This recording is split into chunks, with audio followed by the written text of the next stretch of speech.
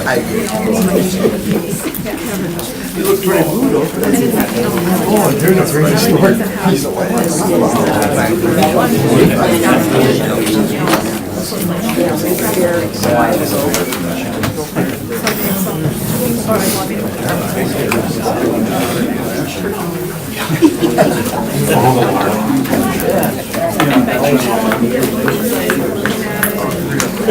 I'm like, what?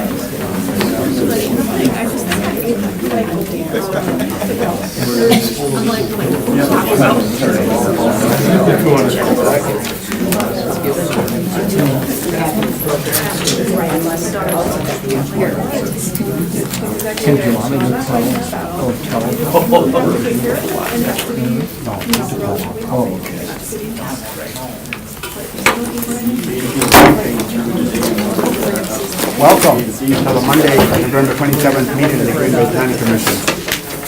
If anybody wishes to speak and hasn't already done so, you may fill out a form, which are located at the back table, and hand it in to the planning staff.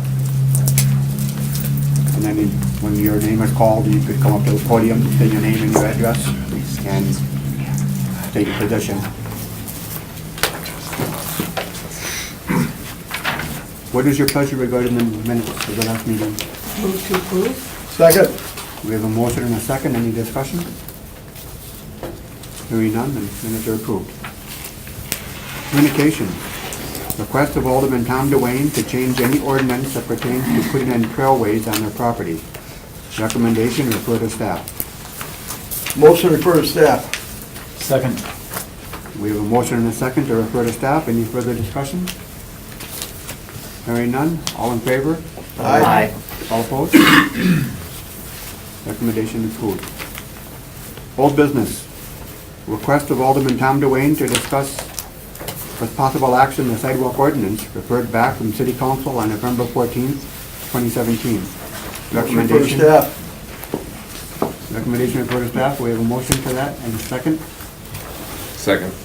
We have a motion and a second to refer to staff. Any further discussion? Hearing none, all in favor? Aye. Opposed? Motion carries. We're going to hold item 3 for a little bit until the alderman can be present. We're going to move on to new business, item 4. Consideration with possible action on the request to authorize a conditional use permit for a two-family home within a low-density residential district located at 604 Augusta Street, submitted by Michelle Belangi on behalf of the Rogers Legal Estate. Thank you, Mr. Chair. This is a request for a conditional use permit for a two-family dwelling in a low-density residential district at 604 Augusta. And that property is highlighted in red here. This is on the city's near northwest side, near the end of North Ashland Avenue and Maple. The city's comprehensive plan recommends low to medium density residential. This request for a two-family would be consistent with that recommendation of the comprehensive plan. Current zoning is kind of a mixture of zoning districts in this particular area. Current property is zoned low-density residential. There is some commercial C1 to the west, some light industrial to the north, and some R1 to the south. There are mainly single-family homes in this particular area south of Augusta. Light industrial uses that are near North Ashland and North Fink. This is the property in question here, looking at the former two-family use here. It lost its non-conforming status at one point and now is currently a single-family home.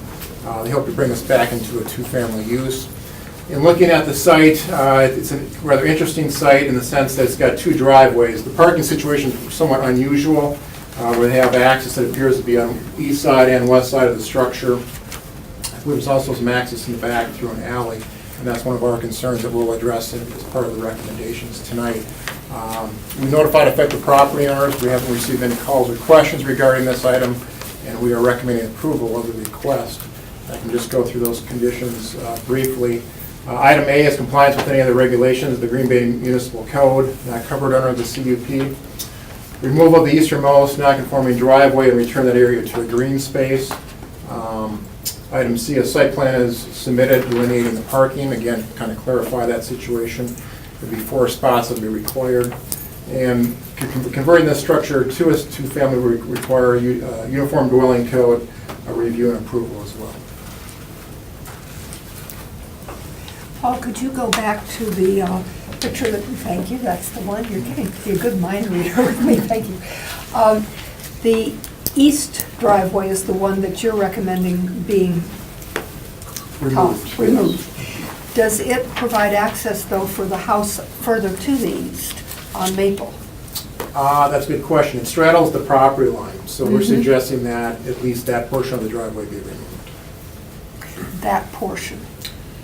That affects that property, eastern side of the property. Right, and I'm asking, I don't know if that is or isn't. I guess that's something for them to resolve with that property owner. We're simply suggesting that it be eliminated, and it appears to be a conflict with two driveways on that one parcel. okay, but it wouldn't be a conflict with two driveways on the one parcel if the eastern driveway actually belonged to the next parcel over. It straddles that property line. So it's on the property It line. appears that it's on the property. Oh, goody, okay. And then you mentioned also some parking at the back? Well, I believe there might be a garage, a remnant garage back here. There is, of course, driveway access that comes on the west side here, but it doesn't lead all the way back to the garage. It seems to stop at a certain point. So we're suggesting that a site plan is filed that shows where the parking is and where the access would be for that parking. So it could be off of the alley, it could be utilizing that westernmost drive. We just want to be clear about where that access is and where the parking is.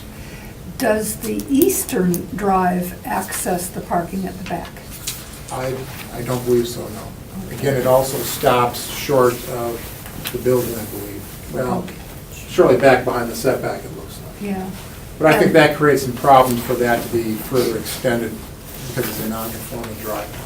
Okay. And what is non-conforming about it? That it's on the property line? Right. Okay. And I'm assuming that the blue cars there are on a driving area, a parking area that belongs to the industrial? Right, that's Building part of a next separate door. lot adjacent, yes, correct. Okay. And if the easternmost non-conforming driveway were returned to green space, is there room there for the 4 total parking spaces that would be required? That's something the applicant will have to submit to us and we'll have to review. Okay. So I think it is possible, sure, but we don't have a layout. You don't have a plan. That's why it's a for it. condition of approval. Okay, thank you. Doesn't that pretty well wipe out part of that driveway? I don't see a driveway being there if they're gonna take part of that driveway away. That's possible, yes. So it sounds to me like you just haven't got enough information to make that decision as to if they're conforming and how they plan on conforming. Right. Okay. It'll have to be resolved as part of that site plan review. All right.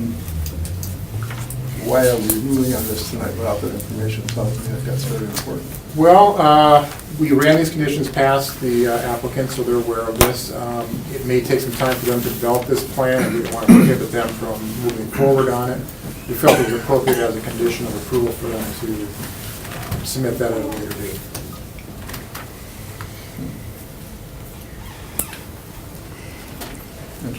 I'm hesitating with that too.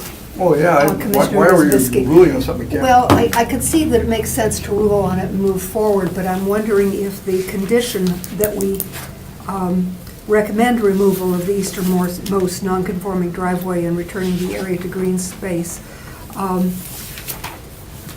should be extended to say, or other acceptable resolution to access issues. You can make that change. I think staff would prefer to keep with the current recommendation, but you're welcome to modify that. And why would you prefer to keep the current one that specifically says that we're approving removing the eastern one? To hopefully correct a non-conforming situation. Because I don't know when this will be able to be corrected in the future. And this is an opportunity for us to apply a condition to this item. Okay. And if it turns out that that driveway is necessary for the people next door, what do you do? They have access off of Maple, I believe. Okay. So this is not their primary Okay, access. Thank you, that was the information I needed, thank you very much. Sorry, I wasn't asking Oh. clearly enough. As So, a matter of fact, they do. They have a driveway coming off the back, see where Yeah. the wagon or the white car is back there? There's Yeah. another driveway coming off of, Right, there's a Off of driveway right Maple. here. right there, Yeah. yeah, Okay. exactly, Great, okay. thank you. Okay, that helps, thanks. all right. So I'm guessing that this was a single family at one point that was converted a long time ago to a two-family, and then it was vacant for over a year, and so that's why it's lost its, It's tough to say. It looks like a two-family, kind of a side-by-side situation. I don't have that elevation, unfortunately, okay. but on this side is the primary entrance, and there are side-by-side doors. So I don't know the Oh. configuration on the inside, Gotcha. but it appears that maybe it was built as a two-family at some point, but it simply lost its non-conforming status, so Right. they have to come back to get this approval now. And are you anticipating any particular building requirements to convert the structure into two-family? There would have to be the separate utility metering, right? That would have to be explored. I don't know if that's a requirement necessarily, Okay. and that's maybe more of a convenience, but we're more concerned about egress, like safety issues, Got it. light in the building, so to speak. So those issues will have to be addressed for it to be properly converted. Thank you. Any further discussion among staff? Yes, David? Just one comment, I think on number C here, it says, "A site plan is submitted that delineates complaint parking." I think it should be compliant. Compliant. Okay. Oh, That's all. yes. And I just wanted to correct that, and, you know, I think as long as we're saying here that all other regulations have to be complied with, which is condition A, that, you know, that covers any other conditions that are necessary for a two-family, to have a two-family there. So I'm comfortable with it on that basis. And, you know, I guess if that driveway ends up being a problem, they can always come back and submit something else. But we're trying to get something that would be compliant at this point. Try to bring it as close to compliance as we can, within reason. Okay. I can't help but think that one of the things that you would have to have if you're going to a two-family is you have to have separate electrical and gas services and things like that. How come that does not apply and that's not in You here? actually don't. Huh? You would just, it would You be don't? included in the rent for renters. Yeah. Oh. You don't have to. As a landlord, I prefer it to be separated so that they're Okay. responsible for it, but it's not required. All right, thank you very much. We do have interested parties wishing to speak. Oh, move to open the floor. Second. We have a motion and a second to open the Second. floor. All in favor? Hi. Opposed? Okay, the floor is now open. Michelle Belangi? Hi, Yes, good speak. evening. I'm Michelle Belangi. I am Roger Fliegel's niece. Roger owned the property before he passed away. And the property then is being inherited by three of his three siblings. So just to give you a little history that I think might answer some of your questions a little bit and explain what has gone on here, at least as best as I know it. I really got involved in this in February of this last year when my uncle's mental and physical health really declined. And I took over as guardian of his estate, and then he passed away at the end of March. So I've taken over since February.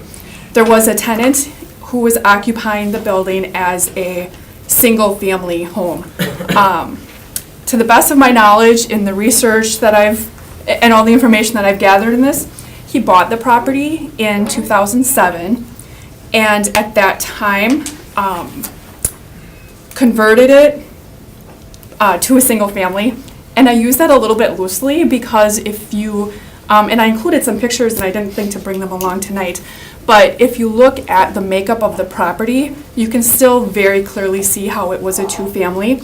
On both the east side and the west side of the property, there's two sets of doors on each side. So you can walk in, when you walk in from the east side, you walk in and you're facing two stairs to, the two separate basements. I have never been down in the basement. The condition of the property, again, when I took over, was very poor. The city had issued orders on the backyard in terms of all the debris and garbage that was back there and the deck. So when I took over, when my uncle bought the property in 2007, like I said, they converted it for the person who was living there to a single family. It wasn't long after that when his mental and physical health started to decline, and he really neglected a lot of his affairs. So some of the electrical was kind of taken care of, some of it was not. When you walk in those east doors, you see the two sets of stairs, and I would not go in the basement because it was kind of nasty. But you can clearly see there's two basements. There's still two furnaces. I believe there's two air conditioners. The electrical was the only thing that was kind of converted to one facility. On the west side, when you walk in again, you can just clearly see how it was delineated into two separate units. Upstairs as well, there's two stairs. The whole property is a mirror of one another on either side. So the tenant that was in there, she stayed in there for a while. We have since ended our agreement. The property is now vacant. Like I said, there was orders in the backyard. When I took over, we got that all cleaned up. We got the back deck into compliance. It's vacant. It's for the property, for the condition that it's in, it's cleaned up as decent as we can expect right now. Going back to a two-family, the estate wants to sell the property, which is why we're asking for the conditional use permit, because everybody that we have spoken to in terms of investors, that's really the only way we can see really use for this property is back to a two-family. So we have a tentative agreement with an investor, partly contingent on getting the conditional use permit before we move forward with more specific site plans and that kind of thing. So that is kind of where the estate is at. And our goal with it is not just to sell it, but to see it return to a better condition as well, because it is in pretty poor condition right now. So going back to a two-family, I think makes sense for the building, for the investment side of it, and just for the overall neighborhood, even so that the property is, better in physical appearance and safety and all that. So are you comfortable with the conditions that the planning staff is I recommending? am. We've kind of reviewed them with our prospective buyer a little bit, and some of it is a little bit lingo. I tried, perusing the ordinances and whatnot with regards to the driveway and that sort of thing. I didn't spend a lot of time on it, but I didn't, necessarily make a whole lot of sense of it. But, we've talked that we're okay, he's okay with working with that and thinks it's, we think it's reasonable. Good.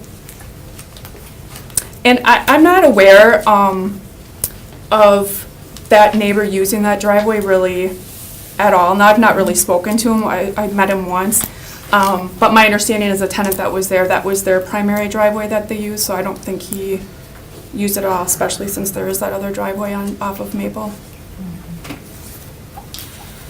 So are these conditions things that are going to be done before you sell the property? Or is it something that you're trying to get the prospective buyer to remediate? We would write it in our agreement that they're going to abide by, that these are the stipulations that they have to abide by as the term of the sale, knowing what the expectations are from the city. However we would word that, I'm not exactly sure, but, and he's present here tonight as well, so he's aware of what the expectations are. You'll run with the property. Okay, that was my next question. Thank you. Oh, is that house split? Is it split down the middle and you have 2 stories and a basement? It's split front and back. It's not up and down, it's front, it's side. So the north side of the property would be one unit and the south side would be another. Oh. So if you walk into those east and west facing doors, like I said, you walk in and it's split that way. So there's living room areas down here, kitchen areas on the first floor, and then you go up a flight of stairs and there's 2 bedrooms on either side. Right now there's only 1 full bathroom upstairs because they took out the other bathroom, but there's the space there for the second bathroom for that north unit.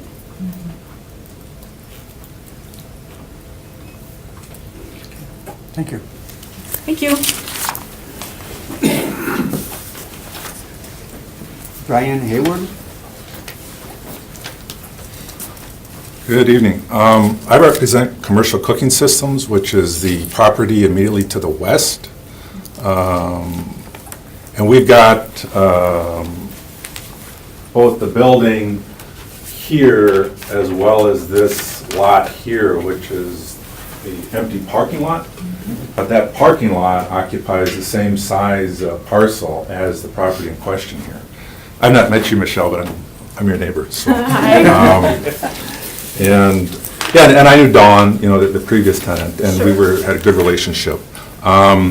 This is the first I've heard about removing the east side driveway, and I don't have a problem with any of the. So would you address the commission, please? Yeah, any of the things proposed here tonight, but I do think parking needs to be clarified, because the previous tenant came to us looking for parking, and in fact, even though she's vacated this building in question, she's using our parking lot for parking 3 vehicles over the wintertime. So what I anticipate is, if this gets split into a 2-unit, you're going to double the number of occupants, and they're going to be probably trying to approach us, because we don't have much use for that parking lot, saying, hey, can we park here? And I just don't want the city coming to us saying, what are you doing with all these vehicles? You know, are the neighbors going to complain about these vehicles? The other neighbors going to complain about these vehicles?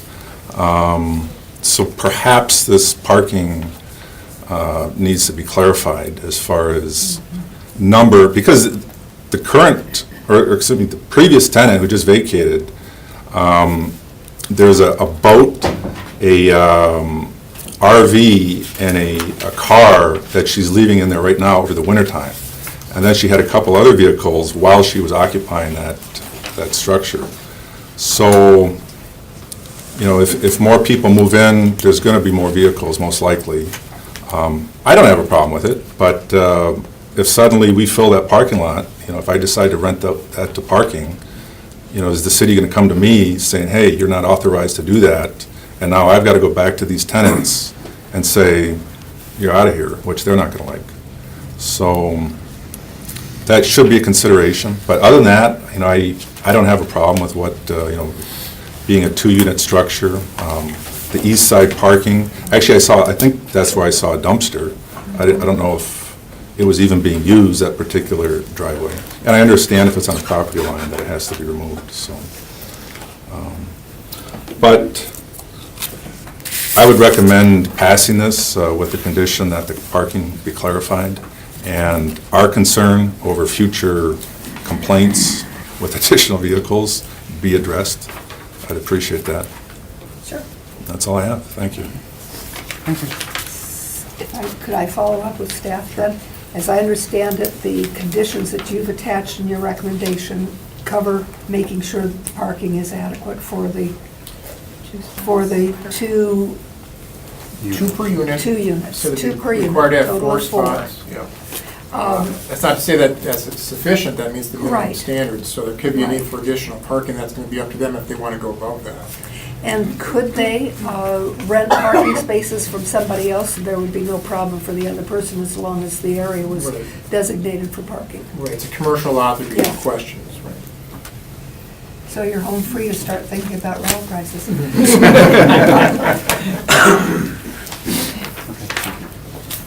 Is there anybody else wishing to speak on this matter? Move that we return to regular order of business? Second. We have a motion and a second to return to business. All in favor? Aye. We are back.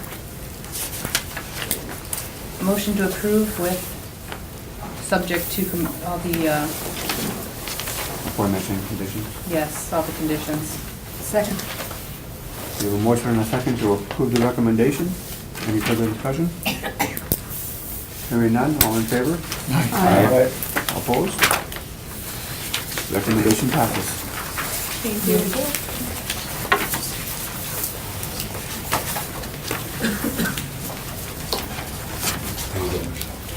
Item 5, consideration with possible action on the request to authorize a conditional use permit for a 2-family home within a low-density residential district located at 1299 Stewart Street submitted by Constance Grunwald, property owner.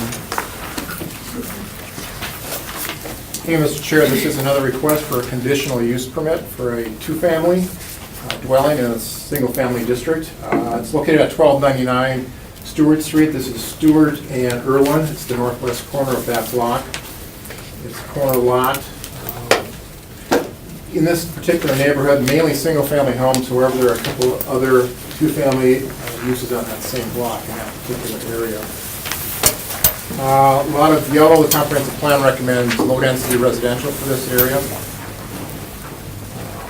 Current zoning is low-density residential as well. This is a perspective view of the property, so there is one unit already occupied. The second unit would go into this structure here. This is a former grocery store. It's currently vacant.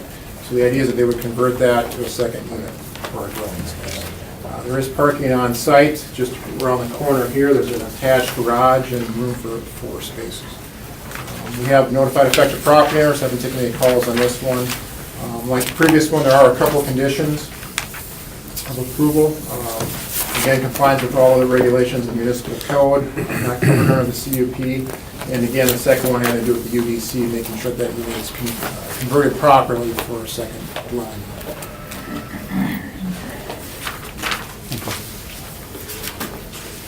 Any discussion among the commission? We do have interested parties wishing to speak. Motion to open the floor? Second. We have a motion and a second to open the floor. All in favor?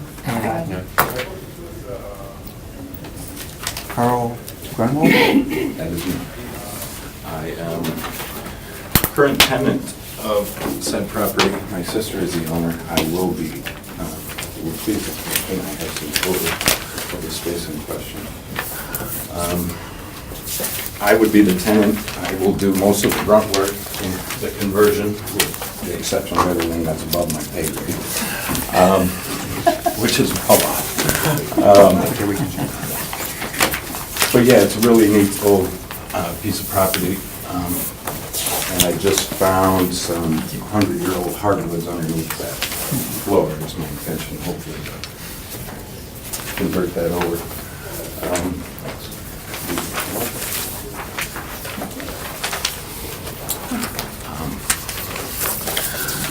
I guess what we, as far as what we need some improvements on the rear door, which you could see, although that would be existing size, existing frame, so I don't think there would be need for a code on that. But I'd like to install an island with a kitchen area in the middle. I would need to convert up to 200 amp service. Right now I'm blowing fuses just by myself. And I would like to do 2 different boxes for 2 different units. As far as that, I would need to cut in a bathroom and plumbing for the kitchen area. Beyond that, I think we're good. And that's all I have.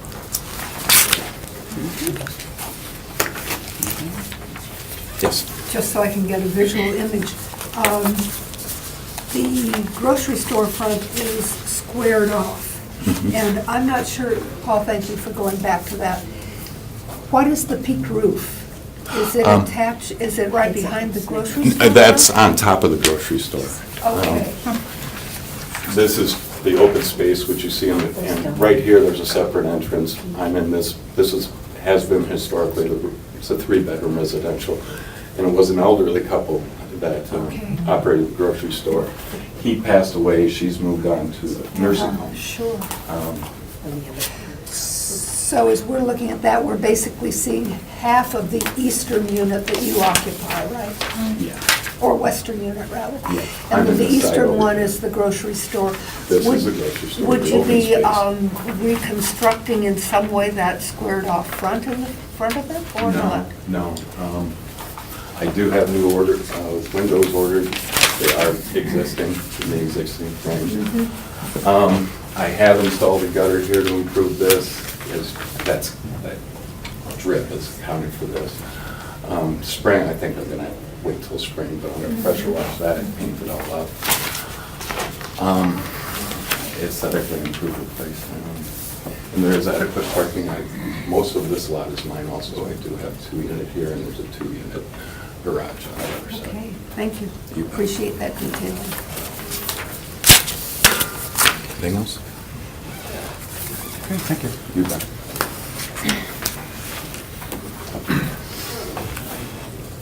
Motion to close the floor?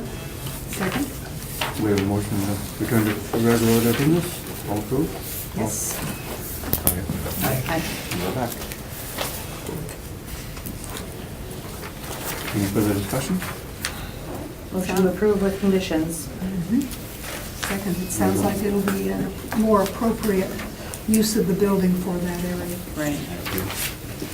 We have a motion and a second to approve the recommendation. Any further discussion? All those in favor? Aye. Opposed? Thank you so much. Recommendation is approved.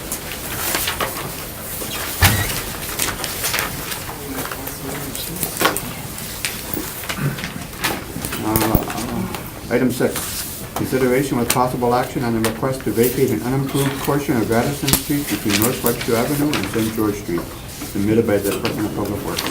Thank you. This portion of Radisson has been redirected in the late 80s when I-43 was constructed. So there were several different segments of Radisson throughout this area that used to go straight through and connect. They were all vacated between the late 80s, early 90s, but this subject area here was not vacated ever. Somehow it got lost between our mapping system because it's not shown as right-of-way anymore, but it technically still is. It has already been approved as a parking area for this parcel here. So part of the condition of this approval is that it's be attached to this parcel maintained by them, which they're already doing. So basically it's a cleanup item because we never actually went through the vacation process. It's already being used by the parcel that has requested this.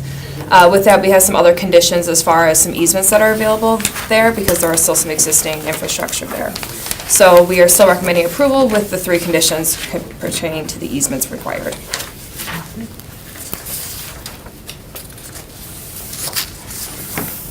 Make a motion to approve it with the conditions that are recommended. Second. We have a motion and a second to recommend approval. Any further discussion? All those in favor? Opposed? Recommendation is approved. Thank you, Stephanie. Item 7. Consideration with possible action on the request to approve a plat right-of-way and map amendment for North Webster Avenue submitted by the Improvement and Services Committee. This is the 3rd time you guys have seen this project, and I think it'll be the last one. So this is for the major reconstruction project on Webster Avenue. This extends from University up to Radisson, which was the area we were just talking about. Initially, for the first 2 applications, we did early acquisition on about 11 parcels. This is the remaining, I think, 50 parcels. So this is just the final cleanup action for this project. So this will get all the properties under our control. This has this, we do the right-of-way plat with it, and then also amending our official maps, that way it's all part of the North Webster right-of-way. So as you can see from these, this is quite a large area, so it's 62 parcels in total, 75 in total that we need for the project. So Tom Gazy from Department of Public Works is here if you have any questions on the project itself, but this will just be for the mapping portion of it. I don't know if this is a question on, I'm just looking at the materials you've given us, and I'm curious, there, on each one of the sketches of the finished cross-section, there is no figure in one of the 5-foot spaces. I'm presuming that that is a biking lane? Is Yes, there I think a those are biking lane both. on each Yes. side of the Both street? sides. Okay. And then one has the additional multi-use trail. The 10-foot on the right-hand side is the multi-use Those trail. 2 5-foots. Okay, But on right. the roadway itself. Yep. Right. That's a Bike. separate bike trail. Okay, thank you.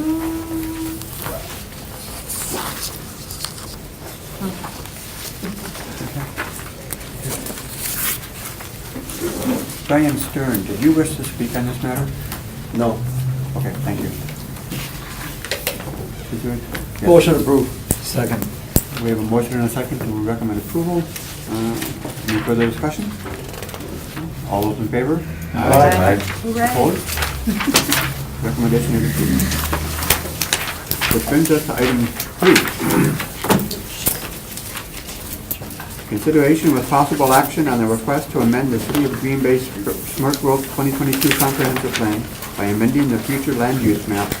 The property is located at 1335 through 1369 East Mason Street and 526 South Third Street for medium-intensity retail office housing for commercial, permitted by Dan Rorty, Dimension 4, on behalf of Dan Goben, Goben Heart. And I want to thank you for your patience. Yes, please.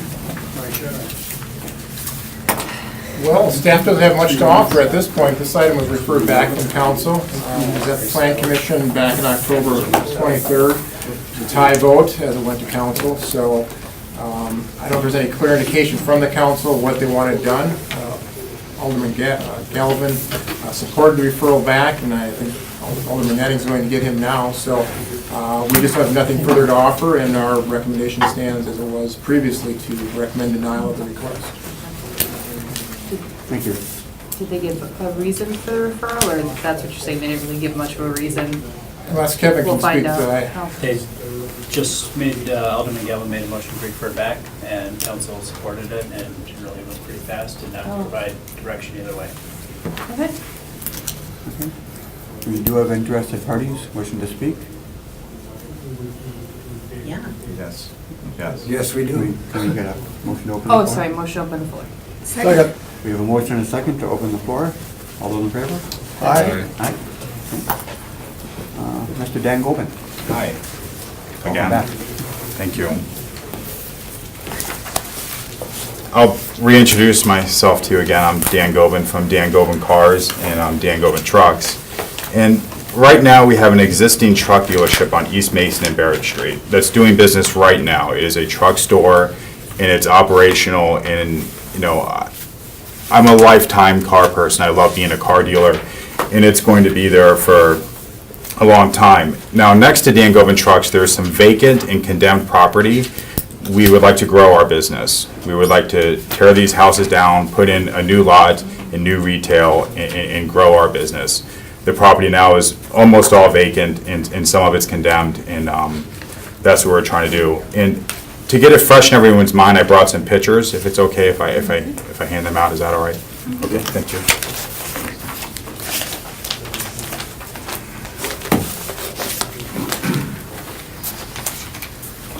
Thank you. You're welcome.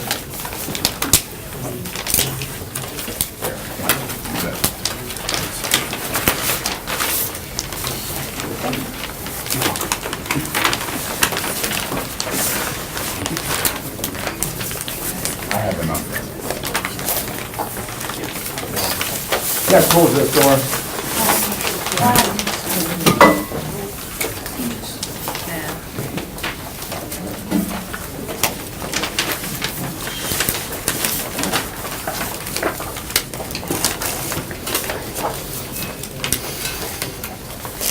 The first picture is Dan Goben Trucks, and when I originally bought the building, the nice condition that it is now, I'm not sure how often you drive by the corner of East Mason and Barrett Street, but we've completely rehabbed the building.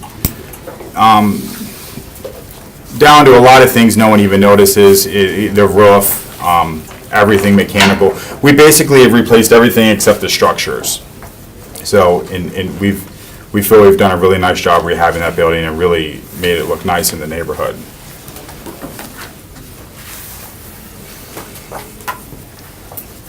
I'll let you look at them. There's 8 of them. A question for the house that's right next door there, is that part of the complex that you're in? No, it's not. Is that remaining? It is, okay, I believe that, is that still on Barrett Street? I believe that's 526 Barrett. It's just down from Bear down Mason, I guess. The little white one, Well, there's white on both. Okay, so This guy. no white. that one would be part of it. That one is the only one that has people living in it. Okay. And then there's 4 houses and an old brick building, from what I understand, has been condemned by the city of Green Bay. Okay. And that's what we want to purchase and knock down and make it look first class, just as nice as our current building now. And as nice as our car lot on East Mason and Bellevue Street. That's what we're proposing to do. I'm sorry, I lost something in the exchange there. So you would be purchasing that White House between? Yes. Okay. Yes, yes, that house and then the 4 houses down, heading west on East Mason Street. It's confusing because there's a Weiss House on Bear Street So also. these two are East Mason Street. Together- Put together. Yes. like that, right? Mhm. I wanted to get a picture of all the homes that would be I appreciate that. purchased.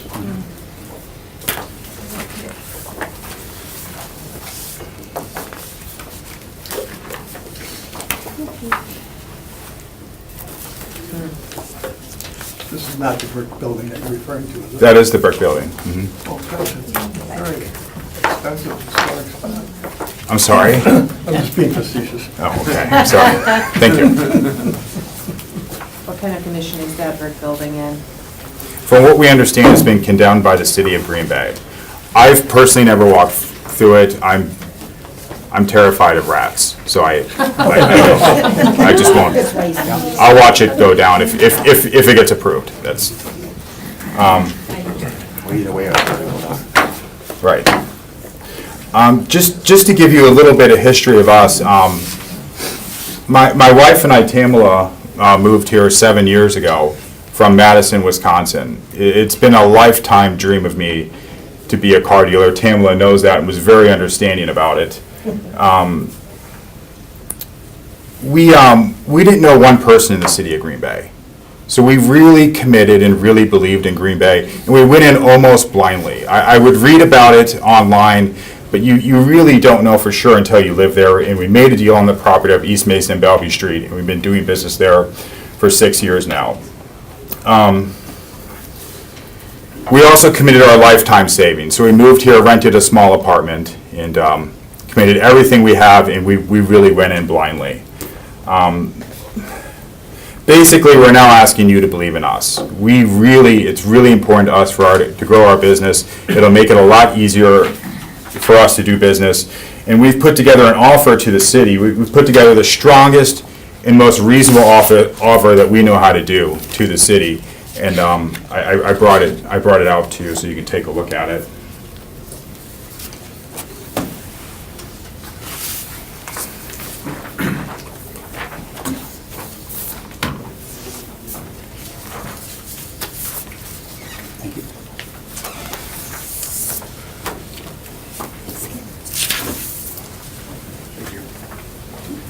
And I feel like it might, no, I'll pass them first. Thank you.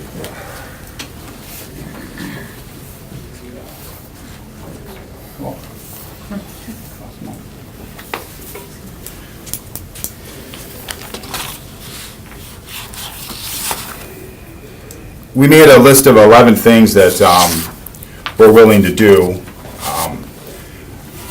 Starting with the first one, a part of our objection on this project is, if we get it zone C2, it'll make it harder to turn back and something the city might want to have there in the future.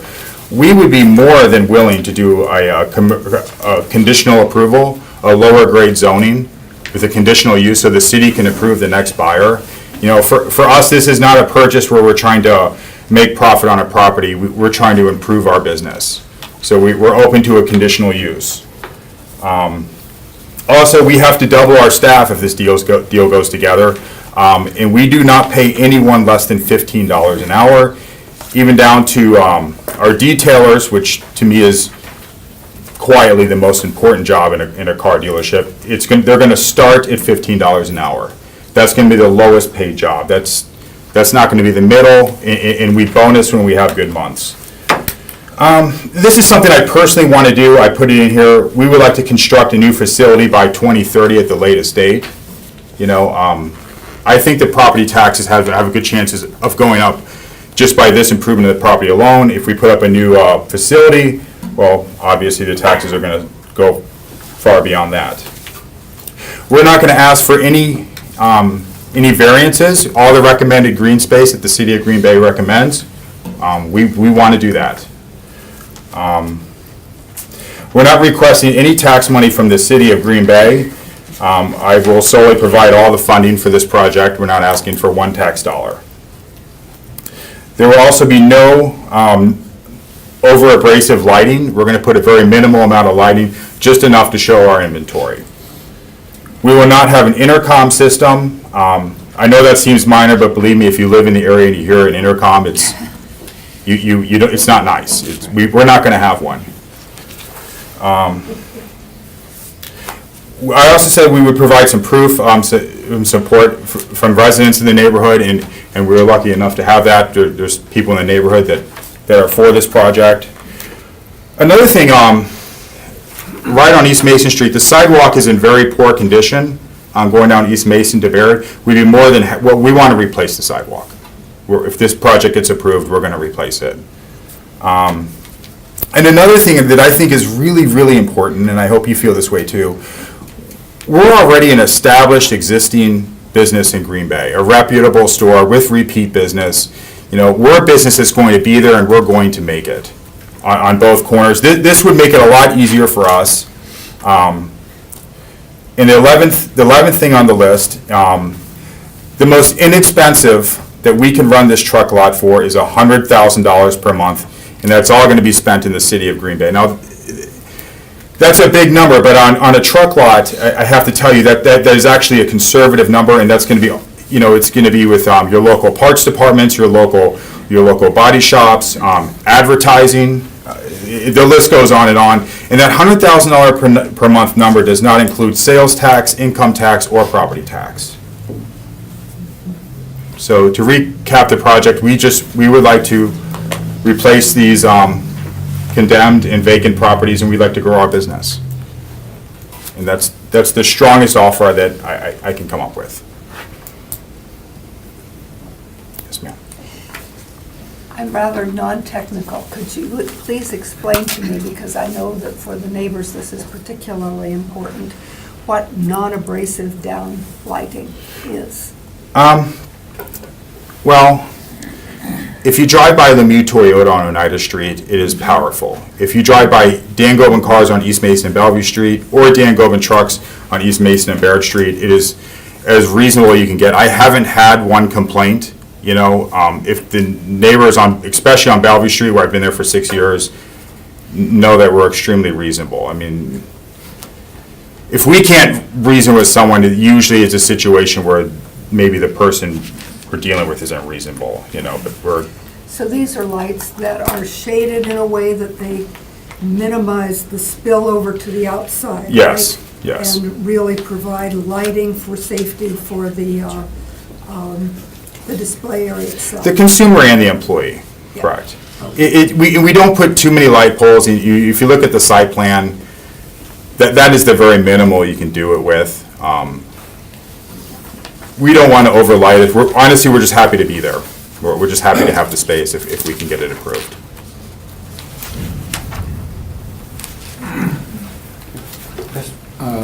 Dan, in terms of the new facility that you're envisioning by 2030. Correct. What would you see that facility as being? Would it be a repair shop or a showroom, or what would you envision it? Well, we don't like to do any retail service at all. The only service we do is our own cars. A showroom, I probably would not like to do, you know, to sell a car at the showroom, you have to open the doors, you pull it out, you know. For us, we just usually warm up the vehicle and then take the customer for a test drive. So realistically, I see it right here, okay? And then having the inventory here. Here, I feel like the building, it works, but it's in a little bit of an awkward spot right now, and I would see one right here, actually real close to where the brick building is now. And then have your inventory in your green space where everything's in front of you. So when you see a customer pull in, everyone knows, and we can get to work. But as far as, there'll be some repair, but it'll only be on our own cars. We don't do any retail service at all. You say no retail service, you mean no repair service on other cars, right? Well, when someone goes to buy an oil change for $25 at, say, Doris Ford, you know, and we would change oil on our own car, but the only time we'd be working on our cars if it was for our own to resell, or maybe if it was a warranty situation where a customer had a problem that we had to fix in the I future. understand, thank you. You're welcome. And I had one other question. I guess this is for Paul. I guess my understanding is that the conditional use request is something we can't do. Is that correct? Correct. Could you explain that so the members of the commission understand? Well, it would take a comprehensive plan amendment to a commercial district, then a rezoning, most likely to C2. It wouldn't be necessary at that point, so I don't see that to be anticipated to be a conditional use permit option here necessarily. While we've turned to Paul here, in Mr. Gobin's letter, he refers to an R3 rating in part of the neighborhood. Is it R1 and R2 in your briefing? I'm not sure. Based on this list? Wait, your list of the current zoning refers to our low density and medium density residential, R1 and R2. And Mr. Gobin's letter identifies the residential zoning as R1 and R3. And I just wanted clarification as to which was correct.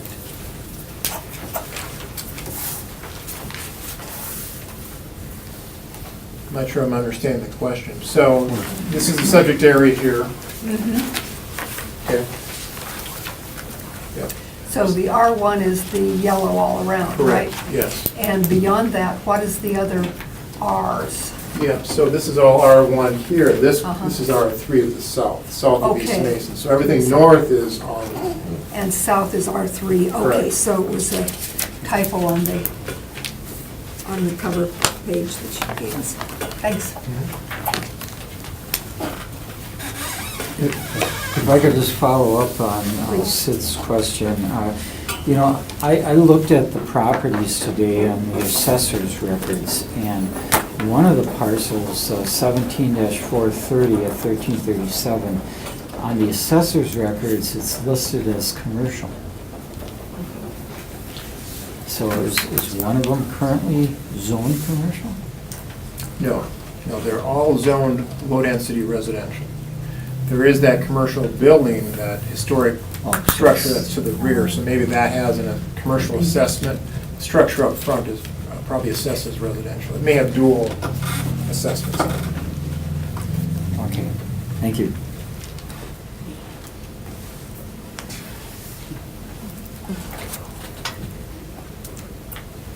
Any other questions?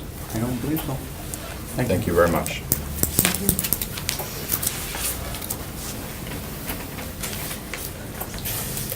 I guess I have a question for Paul. So has that building been condemned by the city?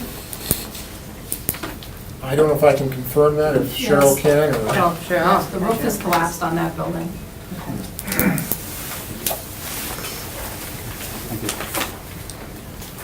Christy Coben? PC?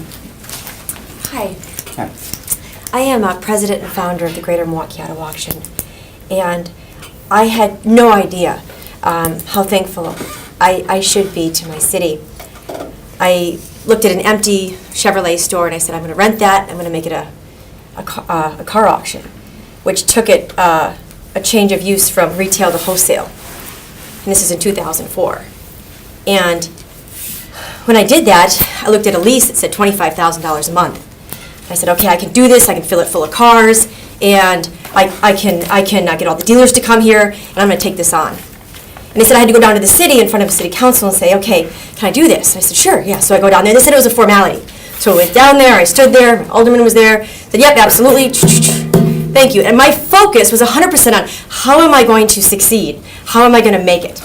And I did. And in 2.5 years, I put an offer in on the building for $2.2 million, and I got the building purchased. And then I bought from Senator Herb Cole 22 acres that was a pie shape that was right next to my property. That was just had no street access. It was left over when Herbie sold all the parcels out, so it was just desolate, and an excavator was dumping on it, like extra clay and things like that.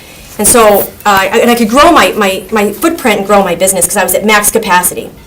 So they said you had to go down to the city and they had to make that desolate piece of property that touched yours the same as yours in order to use it. And like Dan is trying to do that, expand his business with a piece of property next to his business and make it match his. So I said, okay, so I went down there and my alderman, again, was there, and absolutely, his assistant, Chris, yep. And I didn't bring all my 106 employees. I didn't bring my mom. I didn't bring my lobbyist, my lawyer, my architect. I didn't bring anybody. I just went there and said, okay, this is my plan. I'm going to grow. I can't do it right away. I only can do 3 acres, then 4 acres. I can put a retention pond in, and then the last 15 acres is going to be down the road. But I got a plan. I'm going to hire more people. And they're like, okay, done. And I had no idea that I became the largest independent auto auction in the state of Wisconsin because of the city. I didn't. So I'm in a hurry, and I'm always trying to, like, you know, go to the next thing and get more cars and get more dealers. And General Motors came to my sale and said, we're going to give you a chance if you develop that 15 acres. That was $1.3 million. And then I need you to build this reconditioning facility for $1.8. Okay. I had no idea that I would be taxed with this. And as an entrepreneur, I said, you got it, I'm on.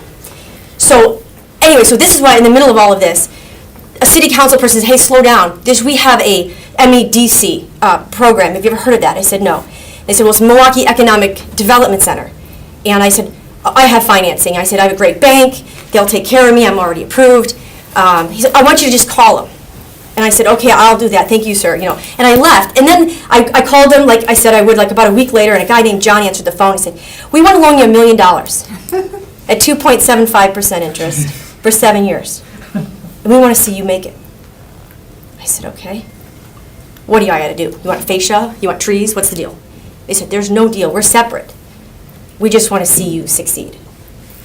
So I went to my bank. I said, what do you think of this? They said, do it. We're, you know, with the floating rate, you're at 7% with us, commercial, unsecured loan. I'm like, okay. So I did it. And they, once a year, come out, shake my hand, you're doing great, bring cookies. Thank you. I'm like, absolutely, but I'm so busy trying to grow my business and have a factory car sale of 600 cars and move those to 800 cars and move that and get everything going that I didn't even realize what a position they put me in to be nationally renowned. I'm the only woman in the country that has her own auction and her own land. I'm unheard of. And I had no idea that it was because of me. I thought it was how I marketed the cars. I thought I got all the dealers there. I thought it was our upbringing in the car business. But it was my city. And I was shocked by that. And I learned that a few months ago. I'm coming to watch Dan expand his business. And it does really set on you guys, on if a small business is going to grow and become the largest, or become something that prevents a monopoly from happening. So in Milwaukee, there's a Manheim Milwaukee. It's publicly owned. It's huge. And I went head to head with it. No one thought anyone could do it. Dan has Lentz Trucks in Fond du Lac. We got the trucks. You've probably heard of it. Green Bay business is going there. Fond du Lac business is there. They're selling all the trucks in the area, Fox Valley. He wants to keep those deals, that business in Green Bay. He thinks they need a competition, just like I thought something needed competition. Automobiles are your freedom. If you have one, you can go anywhere. You can get on any road in the United States of America and go wherever you want to go freely. And without one, you're not free. And that's what we sell, is freedom. And he put the American flag on every car because that's what he's selling, is your freedom. Please set him free. And let's see if he can do it. If I could. Yes. I'm assuming that you're related to Dan. I'm his sister. Thank you. Yes. Just wanted to know what the relationship was and to make sure that my assumption was correct. Yes. We are a I family of should be entrepreneurs. supporting you a little Yes. bit this way. Absolutely. And he's a customer. You'll be one of the leaders with enthusiasm.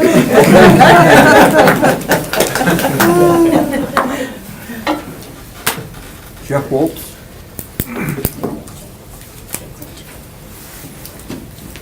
Yes, I just came, I own a property at 1372 East Mason, across the street from Dan's truck lot.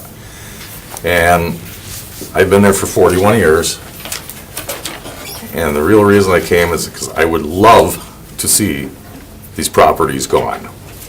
These cruddy houses have been an eyesore for as long as I've been there, even when people were living in them and renting them.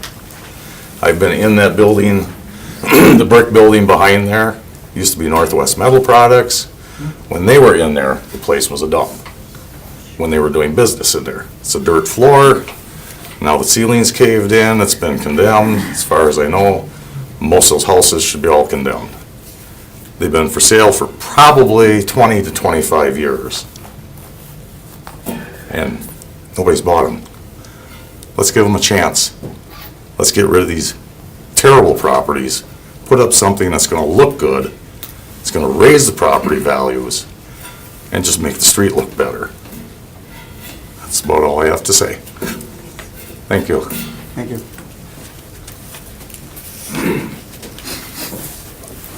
Margaret Reifers?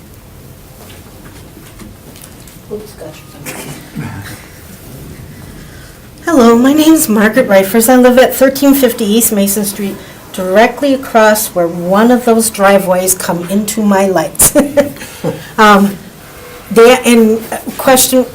answer for you, Ms. Bremer. The lighting that Dan has on his corner is way better than the city light that's across the street from my house. It is a square. I don't know if you look at that picture, but it's a square and the lights just come down. And I would like it that if Dan puts those lights on there, that maybe the city could take down the city light. And I wouldn't have to have shades on my windows all the time. But I am here, and you all heard me before. I still back Dan 100%. Whatever, this man just needs to fill his dream. He told us at the city council that he was interviewed when he was 5 years old? I was in first grade. First grade, 6, 5, depends on whether mom kicked him out early or not. And his dream was to be a car dealer. It's his dream. This is America.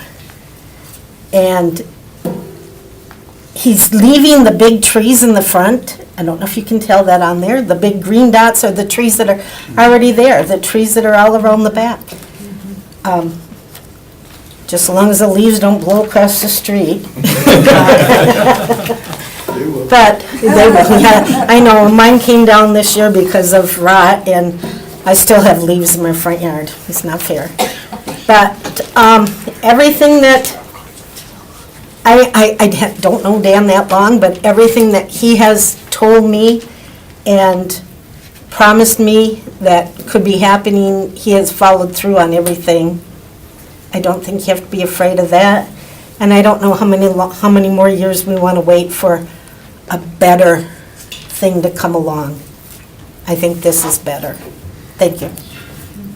Thank you.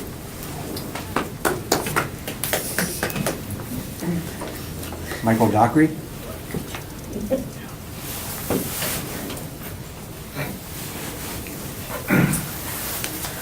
I'm Michael Dockery, and I live at 1402 Rushmore Circle, and actually in the town of Ledgeview. I'm the broker in the situation, and what I see is 1,000% improvement, just a positive for this whole project. The houses will be taken down. It'll be, as you see, what he's proposed. Dan is a man of his word, okay?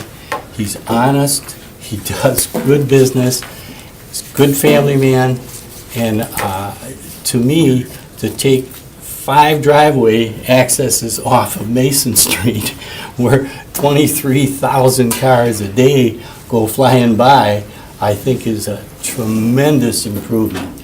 And you might even want to pay him for doing that. I don't know.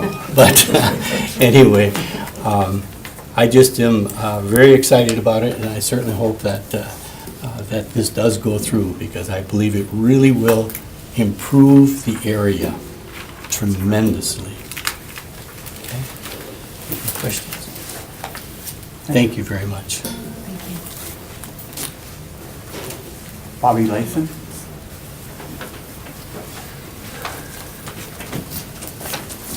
Hi, Bobby Lyson, 1247 Law Street, resident of the Astor East River Neighborhood Association, as well as president of the association. Currently, there are 5 auto dealership lots on the 1.8-mile stretch from East Mason and Roosevelt to East Mason and Main Street. Every 4/10 of a mile, on the average, there's a car lot. It has been said that this area, the East Mason corridor, nobody would want to live there. That it's just kind of a dying neighborhood that just should be set aside. I've done some research, and nationally I have 2 examples of neighborhoods who have made comebacks. One is in Springfield in Jacksonville, Florida, kind of where hip meets history. And in that case, poor zoning and suburban flight almost accomplished the destruction of that area north of downtown. They now have stunning architecture that's tempered with a gritty side, but where some see blight, locals see opportunity. Great projects are beginning there every day. They enjoy an urban quality of life with local arts, culture, and neighbors that they know by name. Families, empty nesters, executives, and creative hipsters come looking to plug into the energy of the community. New homes that blend seamlessly with historic ones are bringing in buyers who lack renovation skills. In Crescent Hill in Louisville, Kentucky, near downtown Louisville, they'll tell you about well-kept cottages, beautiful churches, and involved citizens who save things like local library, improved Kennedy Park. Neighbors walk to locally owned restaurants and shops where they happily share with visitors, stating that they're at the right place at a time for this swing toward a great love of neighborhoods. And that's a quote by Don Birch, owner of Quest Outdoors. In our very own community, I've lived here all my life. I remember growing up as an adult, the Broadway district, once described as a place you just didn't go to. It was lined with bars, places that were deemed unsafe. It was seen as unchangeable.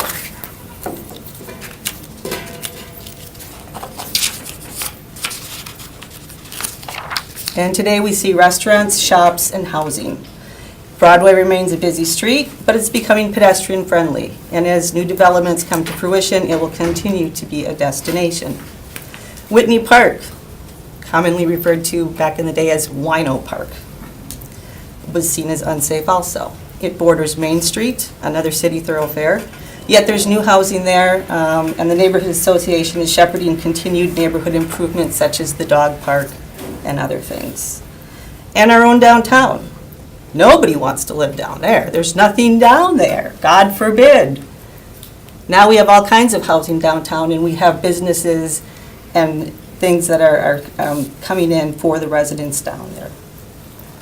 It's been said that livable neighborhoods need to include a promotion of sociability. People that you can take your spots where you can run into people you know, you take family and friends when you want to show them the neighborhood.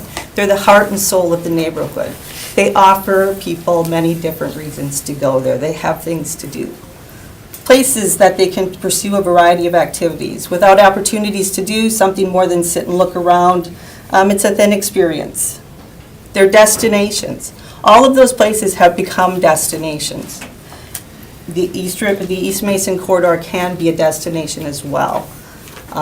Capitalizing on the things that are important in neighborhoods, like shopping, parks, playgrounds, libraries, post offices, etc. And they're inspired by the people who live there. Another thought is take one fresh, vibrant anchor institution and an equally sized social justice organization and mix in a diverse set of stakeholders and stir for some time. Add a few millennials, baby boomers, and immigrants, a dose of startups, and let the mix simmer on slow heat. Add a catalyst and spice freely with bike paths, streetscaping, and a whiff of greenery. For a note of experimental flavor, add some galleries and art crawls, or, group hubs and bar crawls. Decorate a coffee shop, car share, bike share, whatever, and your comeback neighborhood is ready. Many of these ingredients already exist in the Astor East River Neighborhood Association, Astor, Navarino, Joannes, Starlight, and Oak Grove.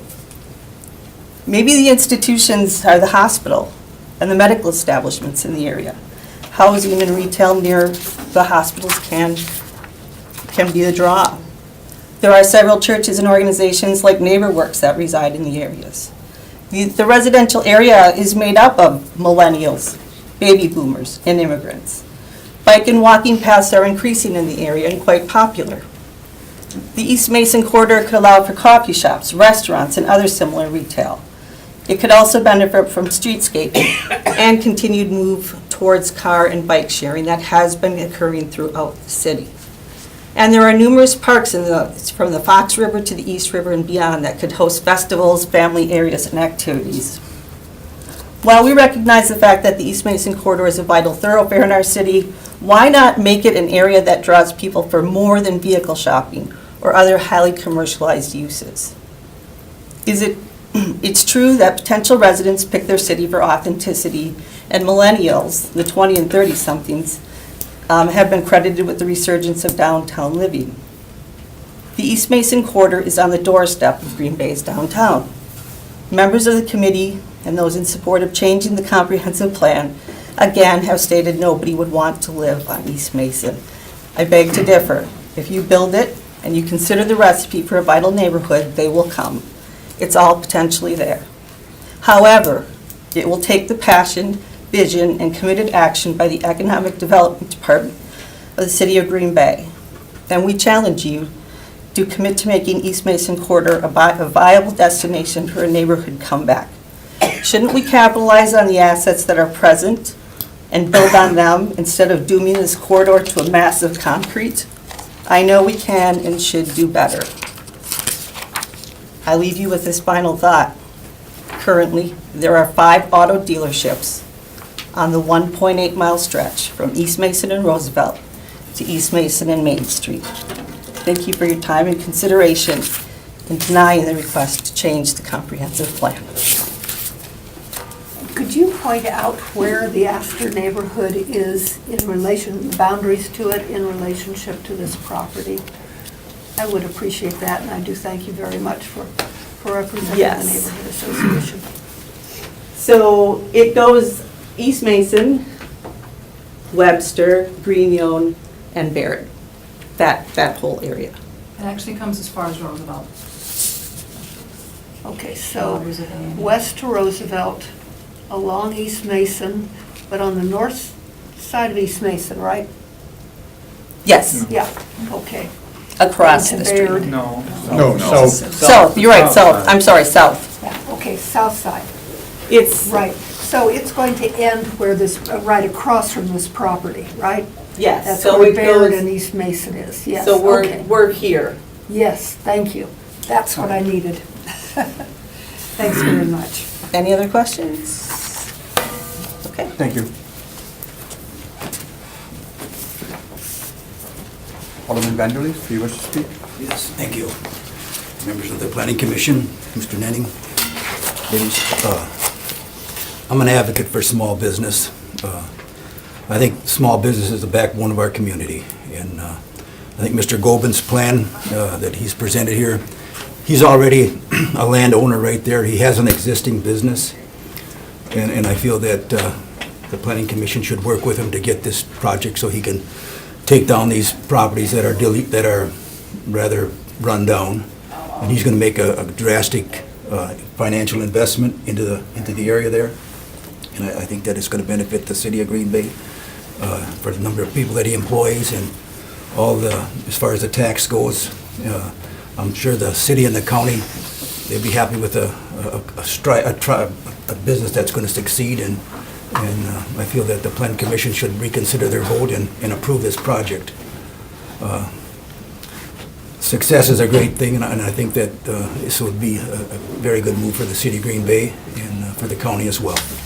And that's how I feel. And small business is very important in our community. He employs quite a few people, and I think it's should be not dealt with lightly. I think it should be approved, and I thank you. Any question? Yes. Just for clarification, I understand that it was your motion that the initial tie vote non-recommendation to City Council be returned here. I think with- Have you just outlined the reasons for that? Sure. I think That was my recommendation. Oh, I misunderstood then. Thank you very much for correcting. I think the sentiment was that, we'd like to have more input on it, and I think that you heard a lot of good speakers here tonight, and, I think it's very beneficial that we had the meeting, and I thank you. Thank you. Thank you. Alderman Gavin? Thank you. There, now we've got the right person. And I appreciate you waiting. I was down in protection and welfare. And, it goes on probably at this time, so I'm just missing the fun stuff down there. But I appreciate you waiting for me. And the reason why I asked for this to come back is because there was a lot of pressure from other aldermen to pass this. Mr. Goben has done a very good job of selling them on his business plan and his model and what he wants to do for our community. And I congratulate him on his success in our community and what he's been able to do so far. But I wanted to do some other checking. And so, unfortunately, the Joanne's Neighborhood Association, which actually this lies in, is now defunct. And it's gone by the wayside, and this happens from time to time. So it's hard to get representation from those individuals that live in that area and would be even more directly affected by this to come forward. But I have had quite a few people from the Astor East Association contact me. I've also had people from the Astor Neighborhood Association, which lies further west, voice their concern about this development. And their concern basically comes down to this. We have a number of residents, also constituents of mine, that are upset about these houses here.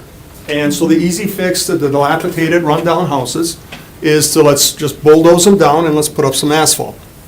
And I would ask any one of you, if you have problem homes in your areas where you live, I don't think any of you live in this area, is that the solution to everything that we have, is to just bulldoze it down and cover it with asphalt? Would they be complaining today about that property there if the city had held the owner's feet to the fire, or the coals, so to speak, to keep those properties up, or if the city had forced them, like we've done in other areas, to bulldoze them down and have well-kept green space? Would they be complaining today? Would they be saying that this is the ultimate solution, is to put a car lot there? Okay? The next thing is, Mr. Goben owns a car lot just a few blocks away, and it's zoned commercial. It's zoned commercial. Across the street, there's no homes anymore. The homes on the block that is zoned commercial, that he has his current lot on, those are all rental units. If he just bought those homes like he's going to buy these instead and put his lot right there, would that not solve this problem? So then I want to do some more checking, though, because am I barking up a tree here? I mean, is anyone ever going to build there? And I would point out right here at the Friary, although it's not a done deal yet, there's going to be 20 townhomes built in here if the plan goes through, where families can live, bringing more families into this area. The Friary right here is going to be turned into age 55 and above apartment. And I have plenty of residents in here that say this is their retirement plan. When they can no longer take care of their home, this is where they want to move. So I contacted some people in our community that are involved in developing properties for multiple families, not just single homes, but multiple families. And both of them said, not only do they see this as an up-and-coming area, this whole Mesa Seed Strip, but they also see this area across the street as something that could be developed again for multiple families. They point out that Bellin Hospital just built a retail store down here at the corner of Roosevelt. So there is things that are taking place that is retail related, and there's homes all along in here where people are renting right now, even across the street. So if we take this and we asphalt this over, what says, well, we don't think these houses are that well, so let's just bulldoze them down, let's turn it into one more parking lot and one more parking lot. This is my neighborhood. I grew up here. Okay, 1967, my family moved here. I came down this street every day to go to swimming lessons at Joanne's with my 9 brothers and sisters. So I've seen how this area has developed and evolved. And I don't think we should throw in the towel on it. Okay? Maybe at our age bracket, I'm not thinking about moving into a townhouse or a condo or anything like that, but there's a lot of young people out there that this is the beginning thing that they want. There's a grocery store just a mile away. How many people can say they live within a mile of a grocery store? Okay, there's a drugstore right across the street. People are looking for rental property. They don't want to get involved in owning property anymore, but they want to be close to downtown where things are happening. Bus routes, bike trails, schools, it's all right there for them. I think we're selling ourselves short.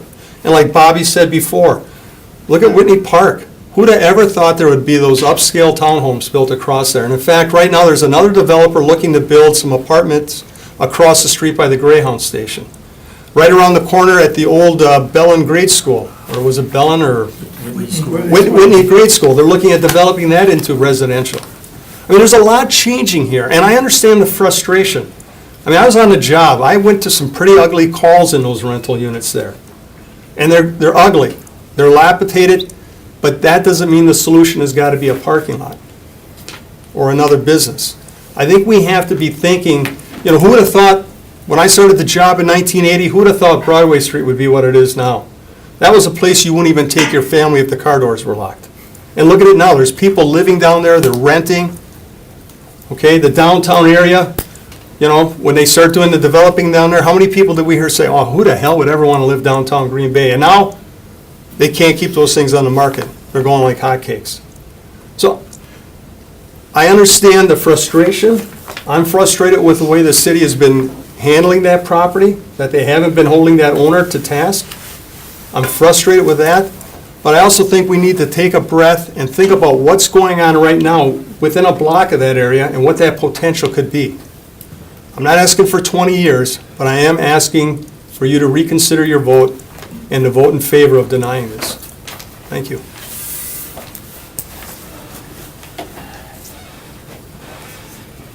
Citizen, Alderman Steuer. Yes.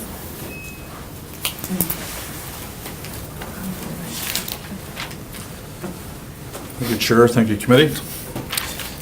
I did have a chance to visit with Mr. Golvin and also Dan Rorty, so they're both, you know, and I know Dan from other projects as well, and I appreciate that effort. I also wear a couple different hats here. One of the hats I wear is I'm the chair of the Historic Preservation Commission.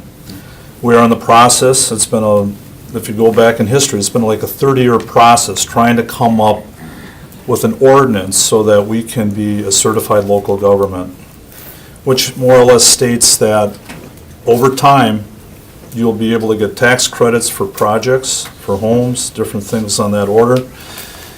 There's 67 certified local governments in the state of Wisconsin. We are not one of them. We have Appleton, I believe, and Fond du Lac. And all I'm trying to say is that this is a tough situation in the sense that there are 4 older buildings there, yes. Are they dilapidated? They're in poor shape. Is there some historical element to them? There is some. I did look at at that brick building that there is actually some, if it wasn't falling apart, there would be National Register potential for that structure. And I did talk to Dan Golvin about that to find out if there's a possibility that if the other buildings were taken down, if this did go forward, if there was a possibility that that building could stay. So that's up in the air as well. Green Bay, right now, the city of Green Bay, 50% of Green Bay is 50 years or older in terms of building stock, and we're only getting older.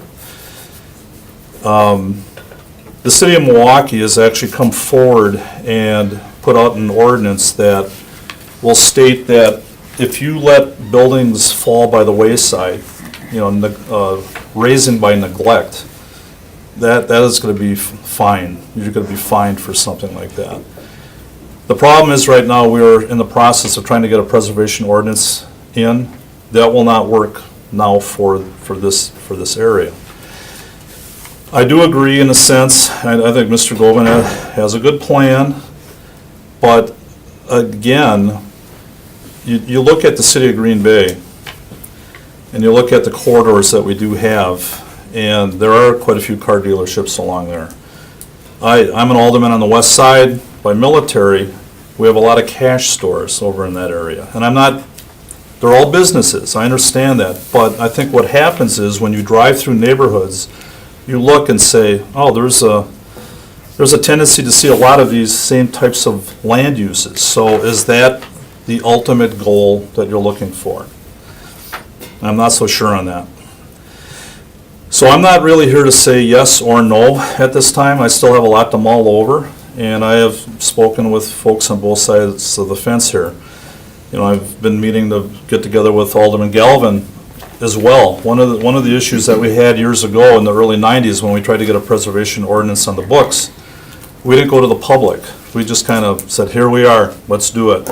And we got a lot of pushback. Now we're meeting with neighborhood associations, we're getting information out, we're trying to do things the correct way. So with that being said, I'm, you know, still looking on matters that way as well. So I like I said, I would say if I had to flip a coin right now, I'd say I'd be leaning a little bit against it. But I still have 5 days to mull this over and decide, or 7 days, I should say, to decide how I will vote at city council. And I'm keeping an open mind on this, but I will say that we need to look at our city and not just throw in the towel in some of these areas. You know, I have two children who are millennials, and one wants to stay, one wants to move. And the one who wants to stay is looking for opportunities to live.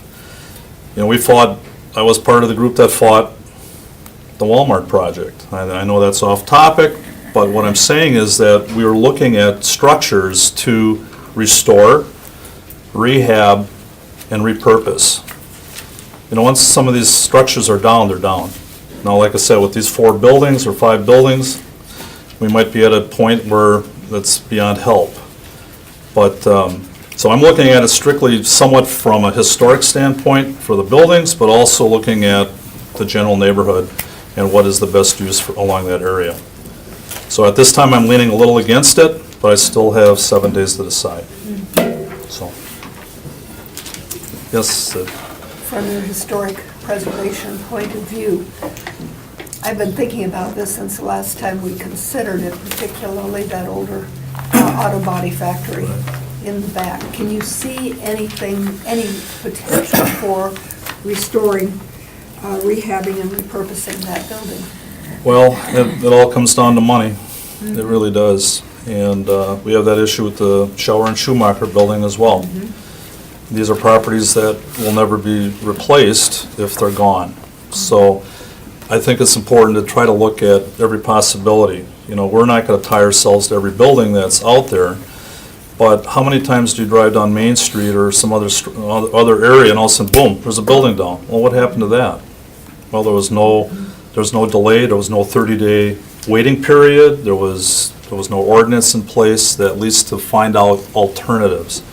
So I think it's important to at least keep the options open so that you can look at alternatives. We were informed earlier that that property has been condemned because Right. of lack of roofing. And like I said, if it's beyond, you know, the city will, there are a number of structures even in my district, District 10 on the northwest side, where there's a order to raise or repair the structure. And it's gone both ways. I've seen folks that have come in and fixed those buildings and brought them back. You know, so I think that's part of it, to look at that possibility. If that possibility is out the window with these 4, so be it. But I'm not ready to throw in the towel quite on that yet. Thank you. Okay. Thank you. There are a number of people that filled out a slip that stated they did not wish to speak. Is that still the case, or does any of you wish to speak at this time? I'd like to have one more comment, if I could. Alderman? I think the planning commission should consider that Mr. Gobin is going to do some major improvements to this area. It might be years before anything gets done there. And I think the planning commission should look at that as well. And just be a good idea to approve it, I think, as far as the time it's been, how many years it hasn't been a thing done. Here's a gentleman that's got a business and wants to expand his business and improve the area. And he's a paying customer, taxpayer, all around the tax area, every bracket, county, city, state. I think that this would be a very good move to approve his request. I thank you. My slip is still on the table. Okay. Joe, what's up? State your name and address, please. My name is Dan Rorty. My business is at 124 South Broadway. My address is at 2529 Tulip Lane in Green Bay, Howard. I do have some pages that summarize this, which could go up on the screen, or I can hand out individually. What's your preference? It's about 14 pages. Up to you. Can you put them on the screen, Paul, or? Try it, sure.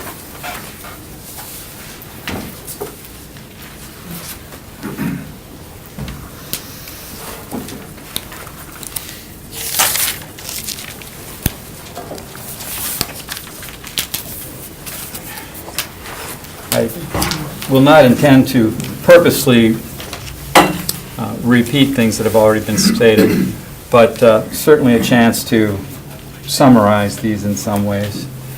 As has already been stated, Dan's business is a family-owned business. He's been in Green Bay selling cars since 1969. He has a business right now at 1592 East Mason at Bellevue and East Mason Street. He's been operating that since 2011. The family business is in other parts of the state, I should say. He moved here to establish it here. There you go. And he's recently purchased a lot at 1369 East Mason, and that's where he's asking for the business expansion that is to the west of that.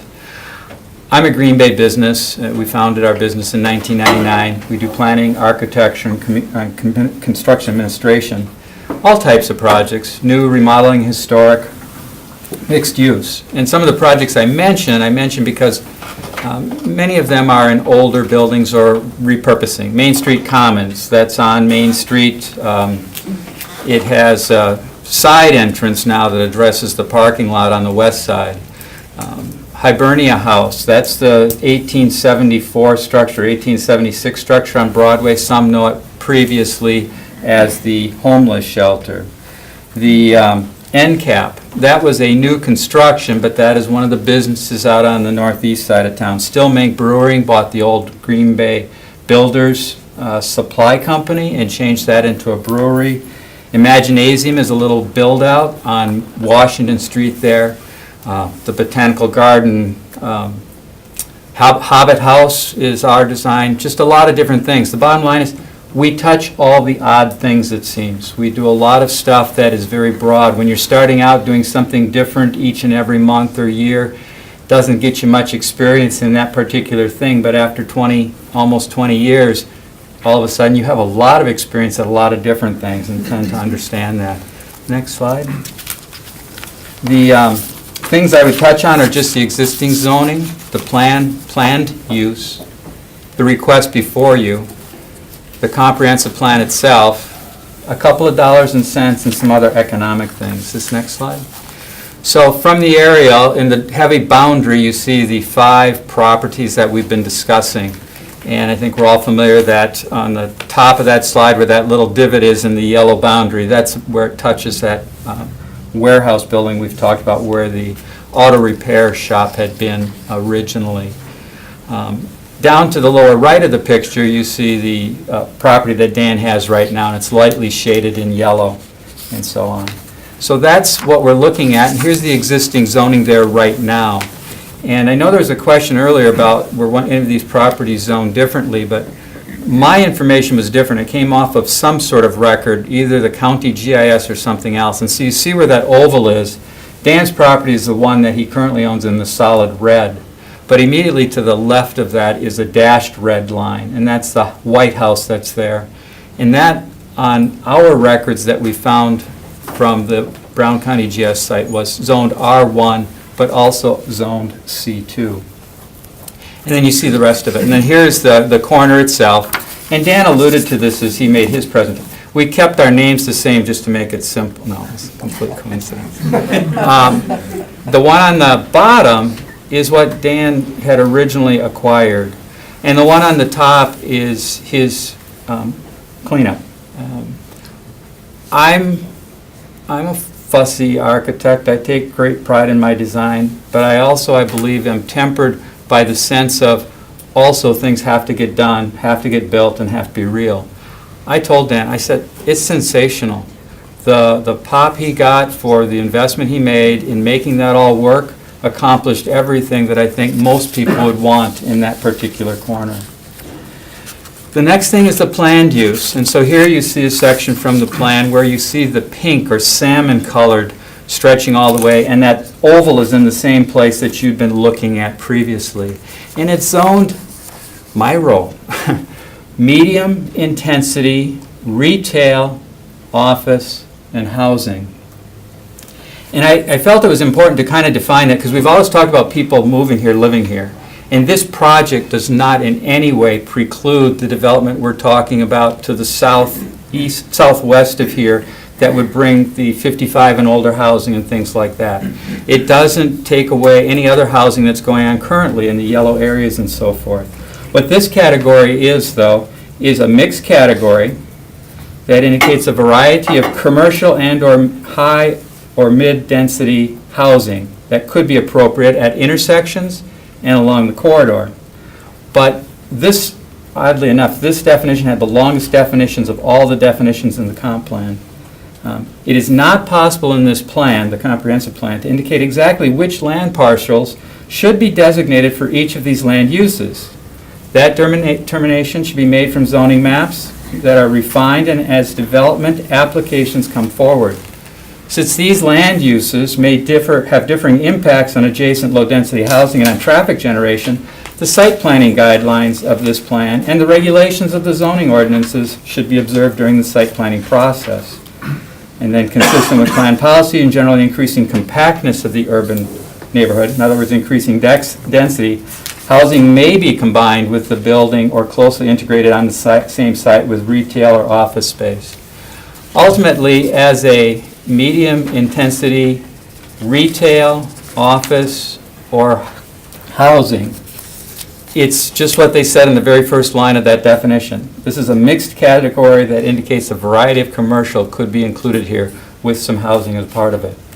Imagine a single-floor retail shopping center, much like the one I think at Roosevelt in East Mason. That would be approved here for this planned use, correct? Correct. A 2, 3, or 4-story apartment building would be approved here with no commercial on it. Correct. And then a building that might have commercial on the first floor and housing above it would be approved here, as well as a 2-story office building or something like that. One of the things that makes it tough, though, of course, is the economics, because as you go through that, it's how do you get that to happen? And I'd suggest it's not just getting that to happen, but getting that to happen within the competition the city itself provides in terms of all the other things that they're trying to accomplish. And I'm not using competition negatively, it's just kind of the case. So in the next slide, the planned use, it starts with that Smart Growth 2022 Comprehensive Plan. I actually sat on the previous mayor's committee. I provided input to that. I know this is a really tough thing to do and to think about. It was written in 2002, April 2003 it was passed. Well, we're 75% past that plan. And there's not been any appreciable change here. There has been in other parts of the city. There's been some wonderful things done downtown and in many other areas, which we'll reference here in a moment. But with 14 and a half, nearly 15 years gone out of that 20, I suspect it'll be revisited and reconsidered, and what should we be doing as we move forward beyond 2022. And the target investment areas that the city talks about that they have on their website and that are sort of those projects that are the competition I'm talking about, downtown and riverfront development. As I cross the bridge today, of course, the old Prangy building is wonderful, and you see that whole string of office lights lit up there on the 5th floor. Those are the only lights lit up, but they're lit up, yes, but there's capacity there. That's competing for different types of projects throughout the city. Shower and Schumacher building was just mentioned recently as one of those situations by our councilman, that's something we're trying to move forward and trying to get done as a city. The West Slip, Military Avenue, business parks at University Heights and I-43 Business Park. We've heard about Webster earlier in this meeting and other corridors that are demanding attention, just like East Mason Street should. Next, please. The ask that Dan has is to amend that comprehensive plan for the lots 1335 through 1365 East Mason. I've mentioned how it's planned. It's 4 lots that are R1 according to what I found, and the last one is R1C2. There's also, this will also then allow the expansion of what he has now. There's in the motion 526 South Baird. That's not a request of Dan's. You've seen it pop up here. I believe that's a sensibility thing that you do because of the... Squared it off. Yep, that's sensibility. Thank you. And then the plan is what you've been looking at and seeing. As we think about that, there's certainly a couple things that start to occur. and not the least of which is access to East Mason Street is restricted now from where those 5 properties are. You'll see some little yellow bars there along East Mason Street. East Mason Street is on the bottom of the page going left and right. Those are the old driveways. As you come around to the corner, and not that that's in this important part of the consideration, but Dan had 2 others, and the bars are actually on here, but I just did them as outlines because they're already been filled in. Dan has already taken those 2 driveways out in order to help improve the safety of that intersection. Next slide, please. I don't want to open a can of worms. Yes, there are car dealerships selling new and used cars throughout Green Bay. But what struck me as being very interesting is that they're basically on 2 highways in Green Bay. They're on Highway 141, and that picks up here and then comes through town, snakes its way through town and comes back. That takes care of pretty much that swath of car dealers. And then the other on Highway 54 that comes into town here, and it doesn't turn at Baird, it actually turns at Monroe and heads back out. This is Dan Goba's proposed location for the expansion. That is where the truck dealer is right now. So the star never really disappears. It's still there. I know it was pointed out that there's several car dealerships between there and another location. And I think those stars are probably represented on that map. And then there's a couple of strays that come off there to the left a little bit. Well, that's Honda and Toyota, and they're actually in Ashwaubenon, so I guess there's not much we can say about those. But that kind of shows it. The comp plan is a vision. It was established in 2003. It's a roadmap. It's the ideal development. It's great. Those are the things that are important. And that's your job as the Planning Commission, is the plan. City Council has different things pressing at them. They've got security. They've got budgets that they need to balance. They've got to worry about economic development and things like that. Mixed-use development realization on that site, we talked about some different scenarios of how it might occur, is going to probably be a private developer stepping up. When they step up, they're going to ask for city contributions in all likelihood.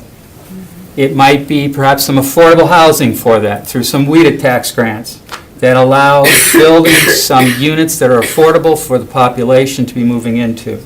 And that a third of that or so might be then handled through incentives to make that work.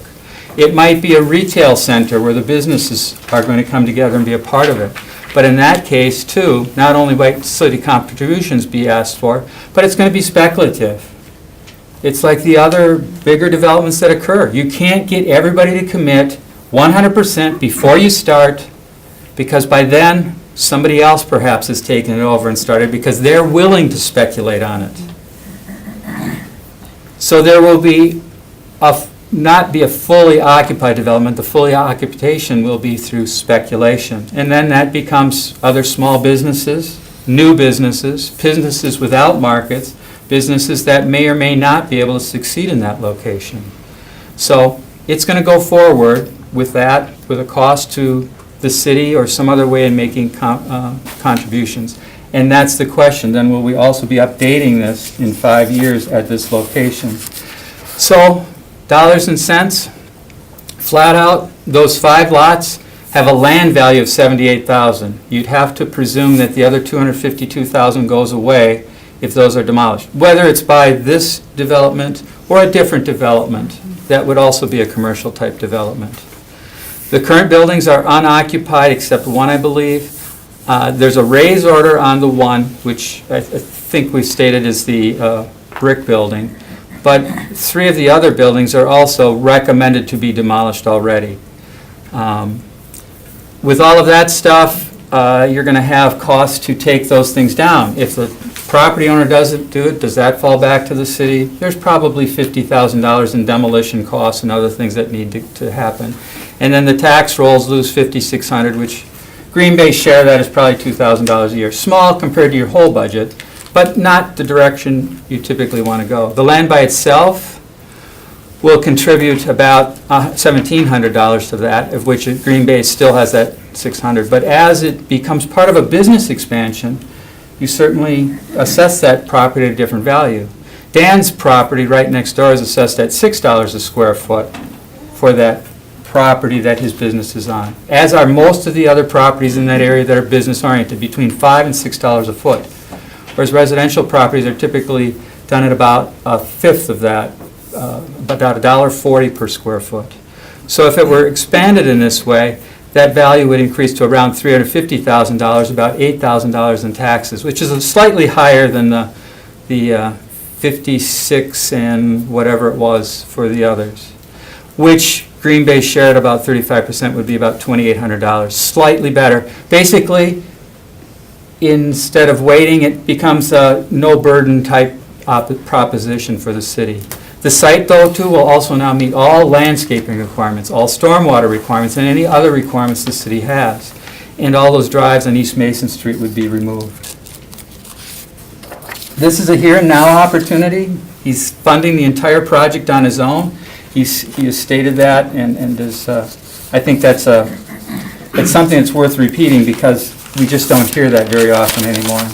The properties will be improved and the drives to East Mason closed. Stormwater, landscaping I've mentioned. He's hiring people at a starting wage of $15 an hour. Wow. He's giving me trouble because that's where my drafters typically start. And something else as you look at developing this medium intensity retail office housing use is that those businesses, as they take this property, will have to do an awful lot of selling payday loans, sunglasses, insurance, whatever it is that takes on those stores, hats, clothing, in order to generate $100,000 of sales in a given month. But if you sell cars, that comes a little quicker because those cars start at $6,000 or $7,000, and the trucks then up into $20,000, $30,000. Those local partners, the detailers, the tires, the parts, and more, benefit by having a business that's growing in Green Bay that produces $100,000 or more of cash flow into the community's businesses.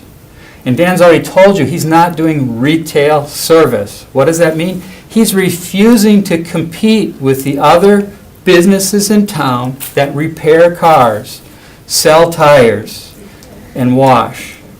He'll do it for his things, but he'll let the other people in town who have those businesses do that business. The balance becomes then your job of preserving our future vision of area improvement with the stable revenues and additional business and job growth that the city is charged with being a part of. So, I don't know if there's any questions. I just want to stress it's not a necessarily residential there, and it doesn't preclude any residential. It's a business, and it would be a business in that area. The only people we've heard from that have shown support are the people from the Astor East River Neighborhood District that live directly across the street from this building. And certainly the solution is not to bulldoze everything that is dilapidated. The solution is to always watch and look at the opportunities in front of us and evaluate whether those opportunities here and now are more important or more worthwhile than opportunities down the road and in the future, considering the competing interests that we have in Green Bay and all the things we have to juggle. Any questions? You know, Dan, I do appreciate your input on this, and you know, one of the problems with this whole thing is that people have a vision of what your typical used car lot looks like.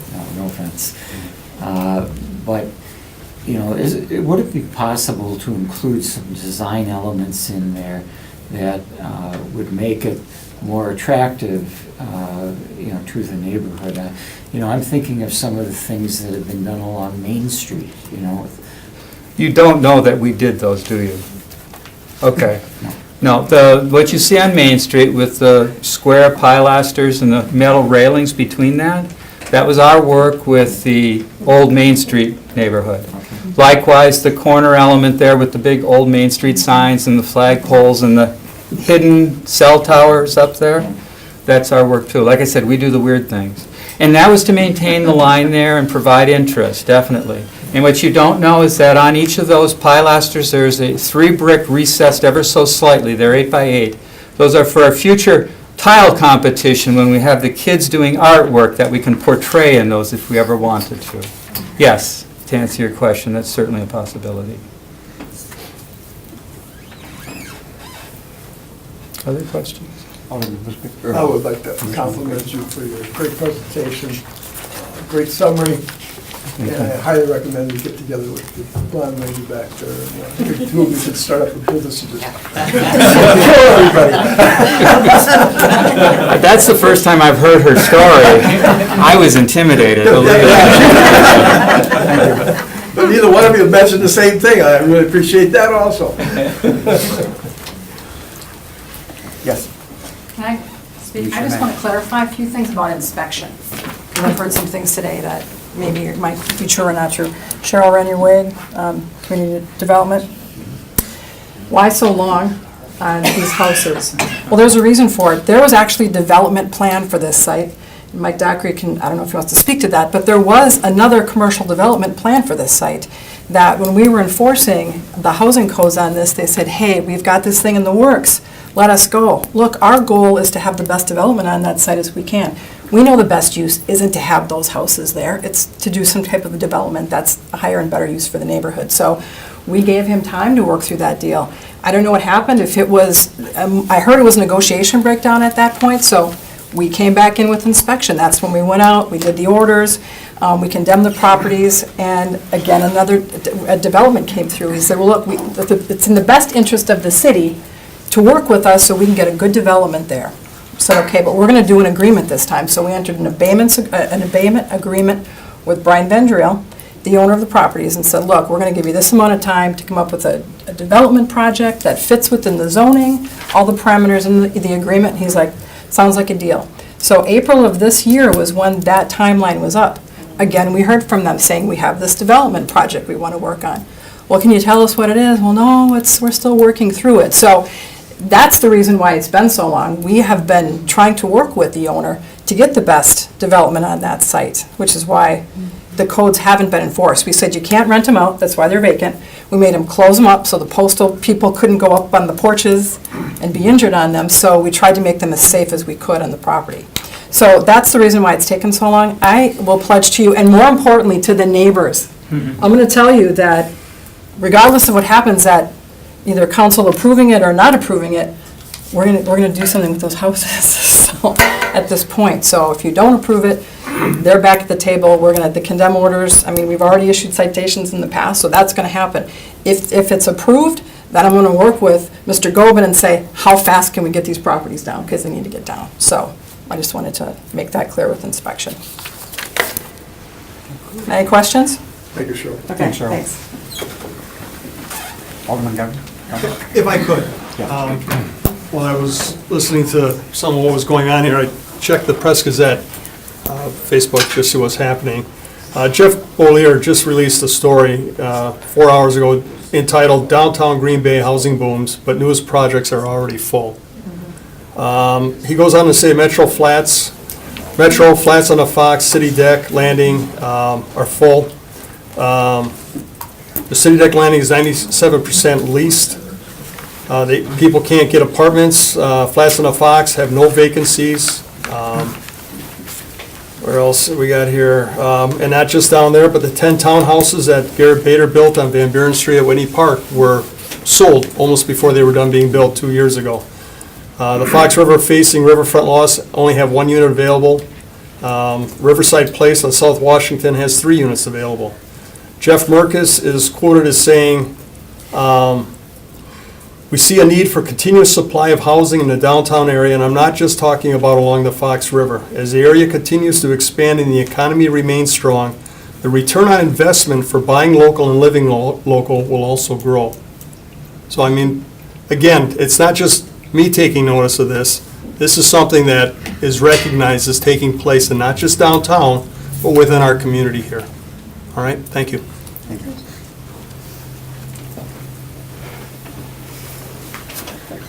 Commissioner Wojcicki. I actually retired, or more or less, I'm not the alderman anymore, District Number 1. It's not as blight as you think it is out there as far as housing and development goes. District Number 1 has grown faster than any other area in this city. And that, as we speak right now, they're breaking ground out there for developments all over the place. Yes, it's not downtown. Yes, it's not all over off Mason Street. But the housing is being developed, and yes, they are being filled. So it's not as dangerous, or we're not running out of areas. And I just like to add one more thing, and I'll speak a little bit later. The gentleman over there just shot a whole bunch of notes that I had here, but I would like to say that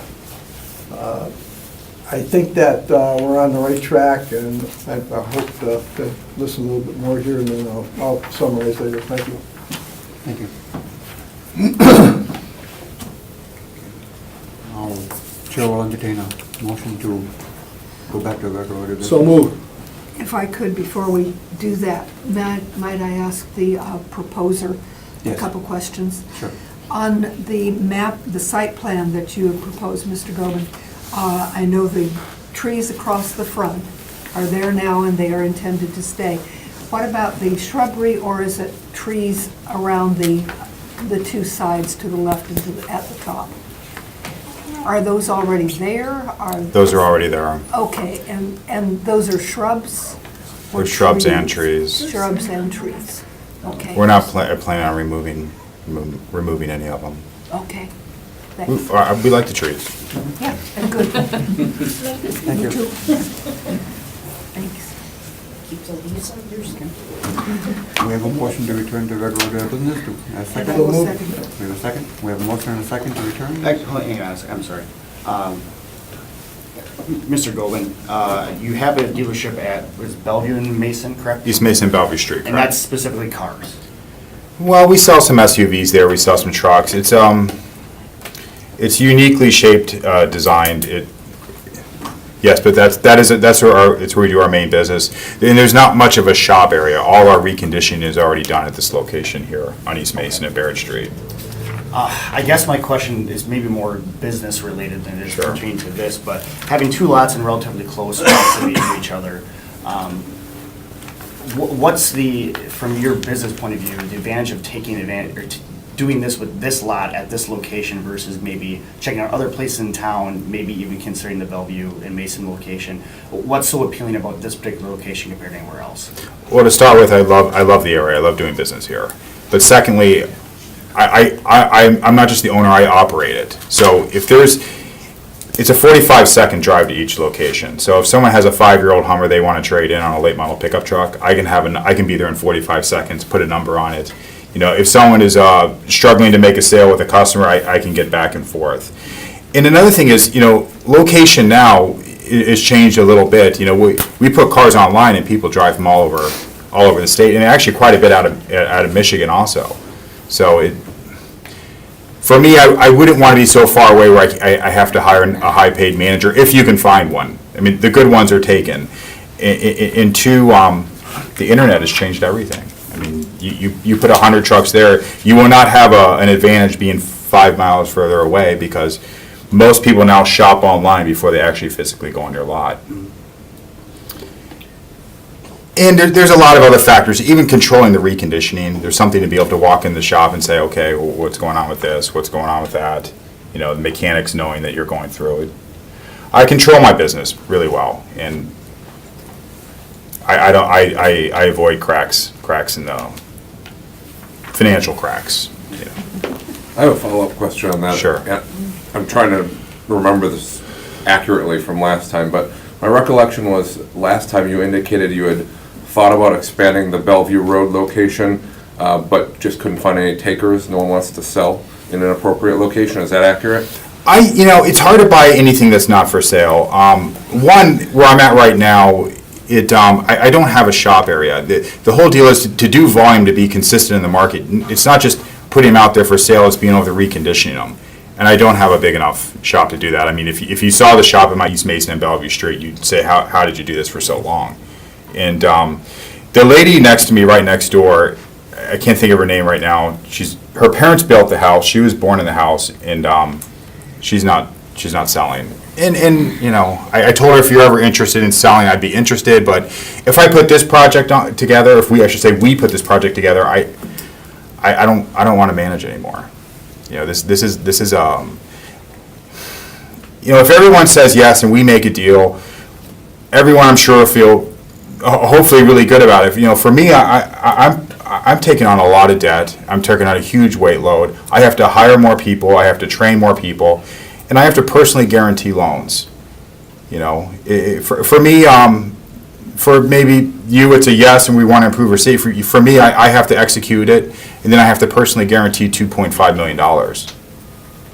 You know, and I can do that. We were very successful, but you know, I'll speak freely here. We started our car lot, you know, with $100,000. If you look at our average price car, that pays for 8 vehicles. You know, we've come a long way, and once you approve it, it's on me to get it done, and I'm taking all the risk. So for me, you know, I like that it's close together because I can manage it, and I know how strong the area is. It's even if if you don't live in Green Bay, you tell somewhere East Mason, the crossing street, they know how to get there. And I've worked so hard on establishing the business, and I've been advertising on Packer games because I no longer get the call saying, "I never heard of you. How do I get there?" We don't get that call anymore. So, any other questions? I'm sorry. I guess you had mentioned something about this at the last meeting too, but I guess, you know, your long-term plan, even, you know, 5 years out, do you see yourself closing that East Mason and Bellevue lot and just focusing on this lot? Sadly, yes. You know, I would like to do a new facility here. I'm young and I have a lot of energy. I'm 42, but I look up the road.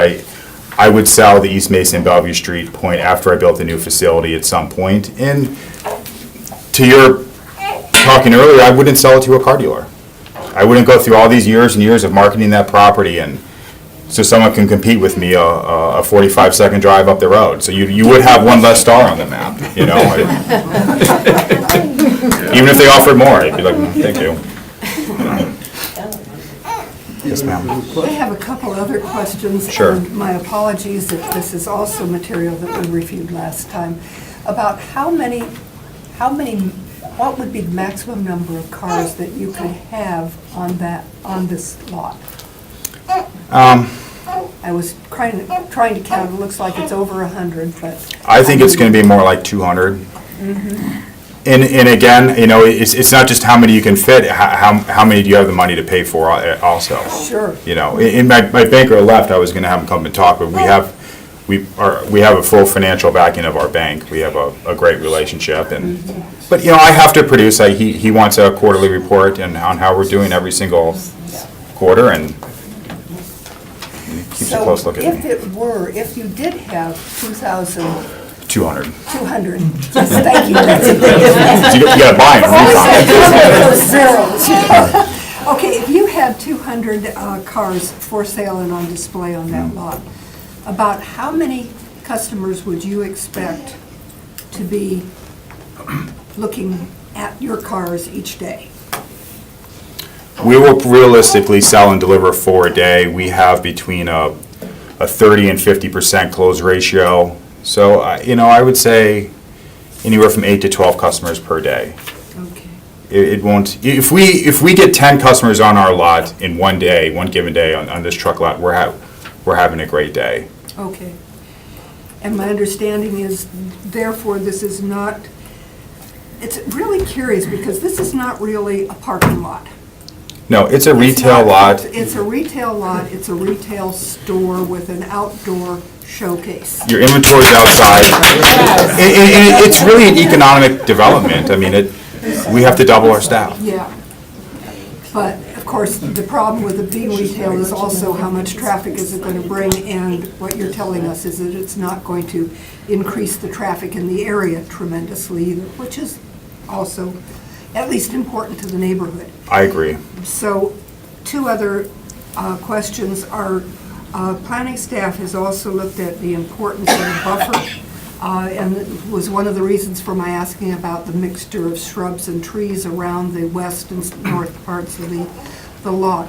Would you be agreeable to also putting some fencing along there to increase the buffering from the neighboring properties. We like fences. If you drive by our East Mason and Bellevue Street, there was an older one that we weren't happy with, and we put yes, we would put a very.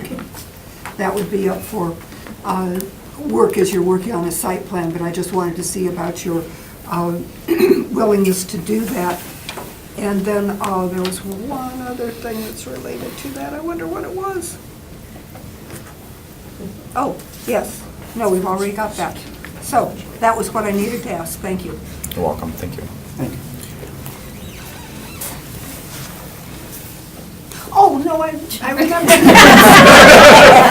This is such a immensely complex project, and the complexity here is that condemned brick structure now at the far corner, and I note that it is basically next to where you would envision in another 10 or more years putting a new structure Correct. in this area.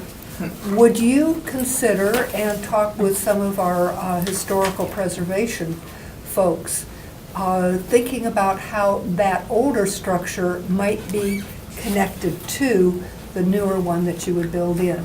I'm wondering if there is a way of repurposing it. I'm thinking about other places in town that have started out with older structures that have had newer structures added to them. Have you looked at it in person yourself? I have. Okay. And I know it's very run down. We've talked about it being condemned and the roof is no longer there. So this is a real long shot. I just wanted to find out. If you I'm a can see anything perfectionist. there. I have no interest in this building.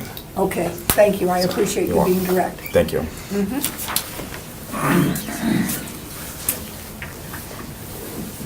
Return to regular order? Well, we already have a motion and a second to do Oh, we that. already have that. We just need a vote. Go All for those in it. favor of returning? Aye. Aye. Opposed? Go back.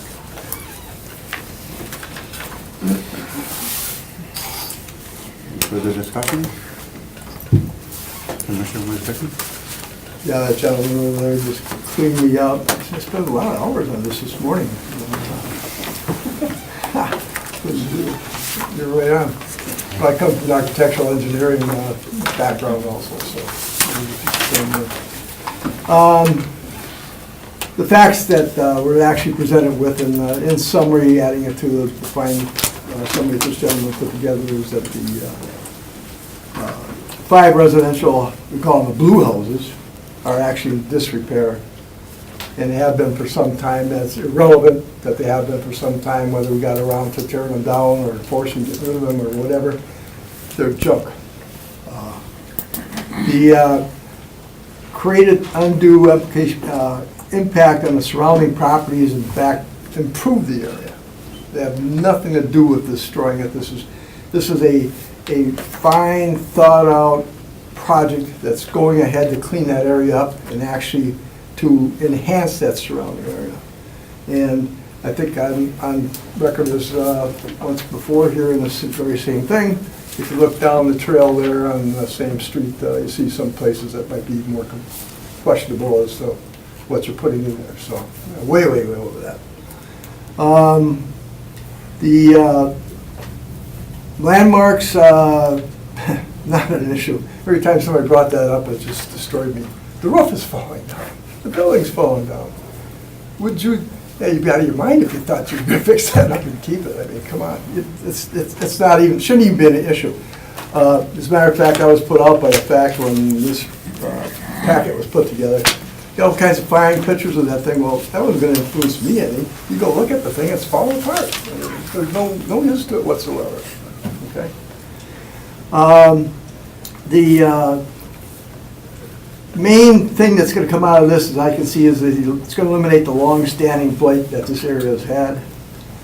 I think one of the big plus values are the neighbors actually welcome the change, and they want it. They want this change. They welcome the change.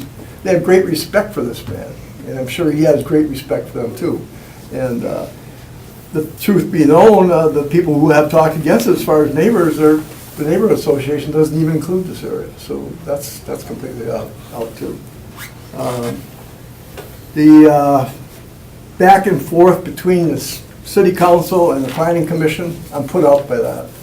I don't think this is a ping pong ball that should be thrown back and forth.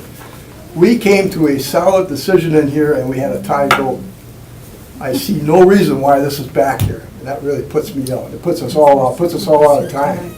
Damn it all, make those decisions at city council. When one of your aldermen, in fact, used to say, put your big pants on, make a decision. Don't bounce it back to us. Don't use all these other people's time up. The bulldozer replaced with a blacktop fact, that's just so far out of proportion. This man's putting in a business. And I think he should get his sister in there.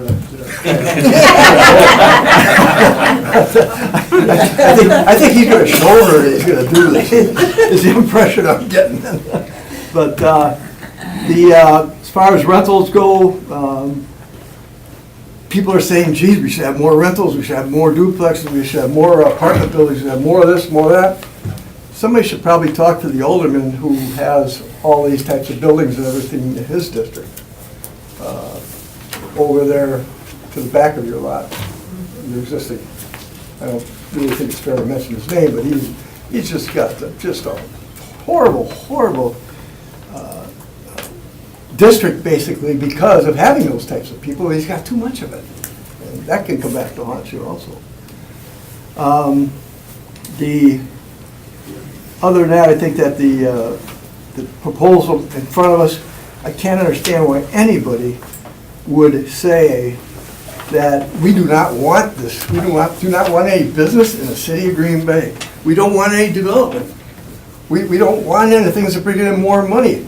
We want to keep what we've got there, or we want to just modify it. Why would we turn down business? And I'm telling you, this planning commission gets accused of this. I've been on this planning commission for 10 years. And this planning commission gets accused of doing this very same thing, turning people away, builders and developers, turning them away. And that's probably one of the factors that comes up. We have to make that decision. We have been actually voted into this office to make those smart decisions. And I definitely am for this 100%, and I hope that other people give it a chance here. I think this man's done his business, and I don't know if you're any friends of Cliff Wall over there, but just being next door to him must be a pleasure, because he's a mighty fine gentleman also. In fact, I was just over talking to him the other day, and I think that you're talking about selling your property. Boy, you could grab that up like right now, probably. He's bursting at the seams over there. But I can't say nothing bad about this at all. I think actually, what we zoned it for, I think the zoning sounds like there's some questions in the zoning. Is it R1? Is it,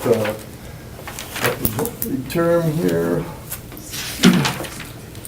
Is it MIROH? Is it R1? Is it commercial? And can we do this with this? And can we do that with that? Let's make those adjustments, and I think we should move on. Thank you. Thank you.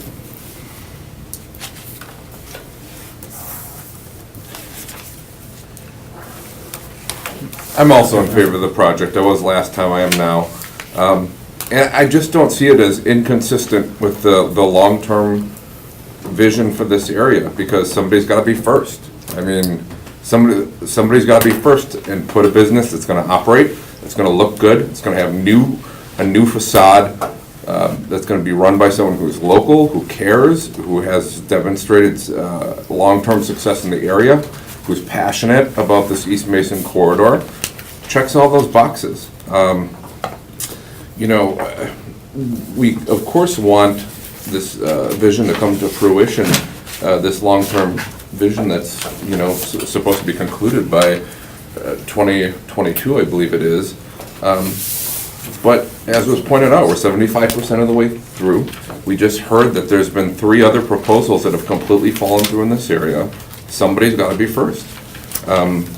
And the fact that we're not going to have a developer coming in and asking for tax credits and asking for the city and the taxpayers to take a bite out of this on their own. Instead, it comes in fully financed with a vision, basically ready to swing the sledgehammer at these places tomorrow. I don't think we can discredit that. So I'm 100% in favor of this. And on top of that, I think it will forward the overall progress of this area, not set it back and not be contrary to it. Somebody's got to be first, and he wants to be first. Thank you. Sure. I just want to pull up a few things that came up in conversation. I just so Commission has some of the facts and things. I know questions about the zoning had come up and what the zoning is. Property that Mr. Gobin currently owns on the corner is zoned C2. The rest of the properties are zoned R1. So I just pulled up into our CLIP system just to confirm the rest of them are zoned R1. Sometimes the county maps are out of date and don't, load everything, but in our official records, all the properties are zoned R1 right now.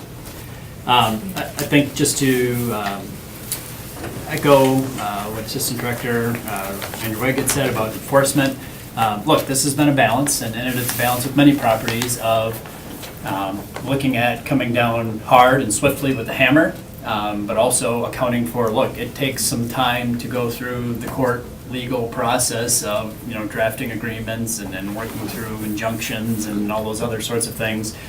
And also, I think we do try and work with owners, and again, at the end of the day, our goal is to get to a solution. If the best solution is to have those houses go away and have some other type of development there, I think that's what we're striving to work for.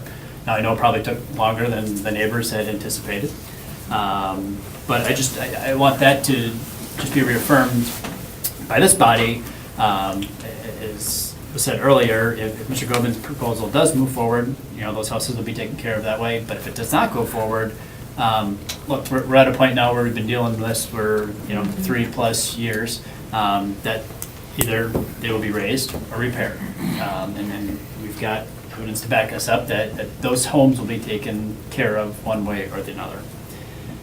Just in terms of property values and where things are at, in terms of the overall value, and I'm not talking about the corner parcel, I'm talking about the 5 houses. All in right now, you're about $320,000, $330,000 for all those properties. If you look at the land value in that area for those properties, $78,000, which is about $120, $130 a square foot. As far as future assessment for parking, a parking lot assesses generally 50 cents to $1 a square foot, depending on location, amenities, condition. I'm guessing, brand new parking lot with all the landscaping, lighting will probably assess at the high end $1, maybe even $1.50.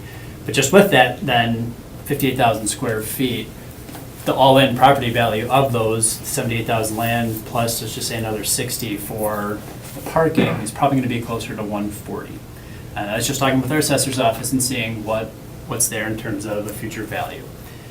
But I think stepping away from that, one of the important things to come back to is the land use decision nature here. And I commend Mr. Gobin. I mean, I really like what he's done with the corner property. And taken something that's been, was tired and worn down and made it look very sharp. And I do not doubt that he would do the same thing for the parking lot and the future building in that area. But I think we also have to take into consideration, and look, we wrestle with this with every project, is the fact that Mr. Gobin may not always be there. And so in terms of making this decision and amending the comprehensive plan, that this body is comfortable with changing from what is recommended there right now, the MIRO, I guess, which talks about some of the different uses in there, into a commercial zone.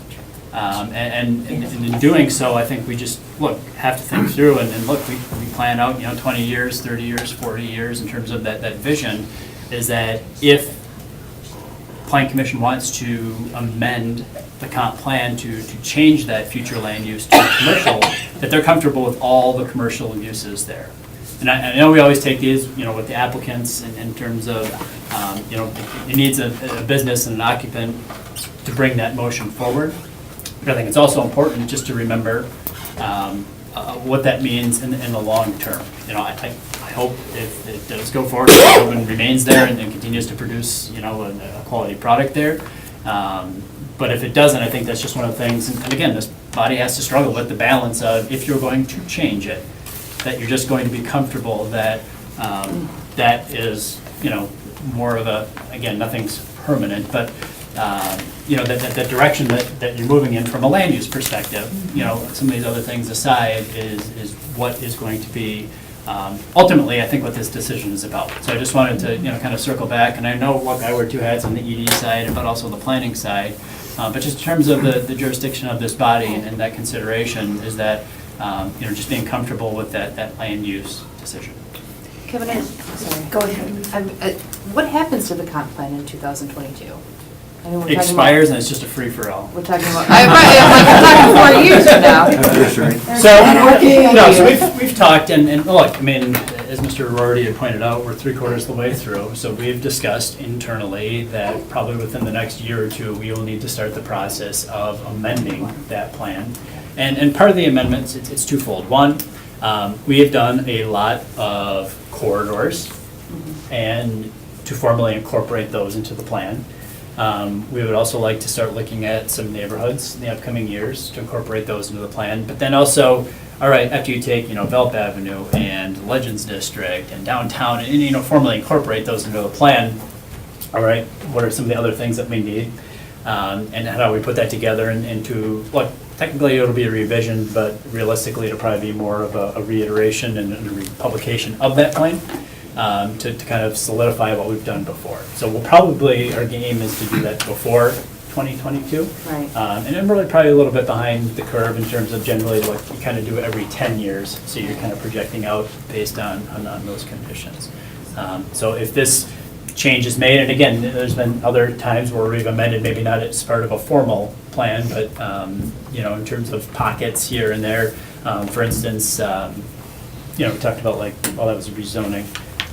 But, like we dealt with the University Avenue plan. It wasn't in the comp plan, but the University Avenue plan kind of goes through and looked at a certain area and corridor, and based on that, it said, this area is not for industrial, it's for, multifamily, and it's for commercial and mixed types of uses. So probably within the next year or two, we'll start looking at redoing that plan, of course, which this body will be a major driver of doing that. So then what's the zoning, the current zoning on that parking lot to the west, and then that Walgreens? Oh, I thought it was easy for you, sorry. Yeah, let me pull up. So Walgreens is neighborhood center. It is in the center. Dan Govin's lot is C2, highway commercial. The outline in red is all R1. Right. Ballin's lot is general commercial, C1, R3. So then all that red is all commercial? It is. Down the corridor? Yes. Okay. And the sorts of things that are in that red block would be possible for this block if Mr. Bowden were not there, and we changed it. Correct.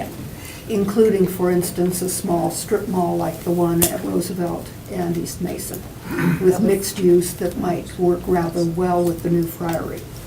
Correct. And I think that's part of the balance between, when you look at the comp plan and the vision of where you want to go and the zoning of how you actually do it.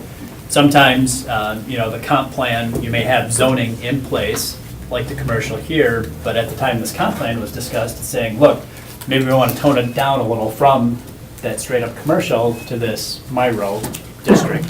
So in terms of, look, as projects come through, it's meant to basically, I don't know if you want to. Taper off. Right, go down maybe a notch in terms of the intensity of the zoning to reflect what that future is. And I think in the comp plan, that was all that salmon color, or it was all supposed to be Murrow. Correct. Correct, and I think, at that time, that was discussed as saying, look, it's a full-on commercial corridor right now, but we would like to see some of those uses pointed out in the Murrow. So as far as, making changes to that, we weren't going to do anything more commercial in this area. If it's already there, it's already existing. But if there's an opportunity to change it, then we'll do that. This would be looking at, okay, well then next time we look at the comp plan, maybe this area gets looked at again in terms of, all right, what's the intent or use or vision for this area? And I think we've identified some other areas too, like we've talked about Ashland Avenue, that area, about that office residential and what that means, and then coming here, to have single family uses. So, look, there's spots where when the rubber hits the road, it becomes sticky. But that's what this body's here for, and part of that then, I think, would also then shape the direction of that comp plan of, okay, well, what does it mean for this Thank you. Commissioner Brennan? First of all, a question to you. Since you were clarifying, I want to make sure I'm understanding. Are you telling us that a retail car sales use of this land that included outdoor display would be assessed as if it were a parking lot? Because it would not be a parking lot.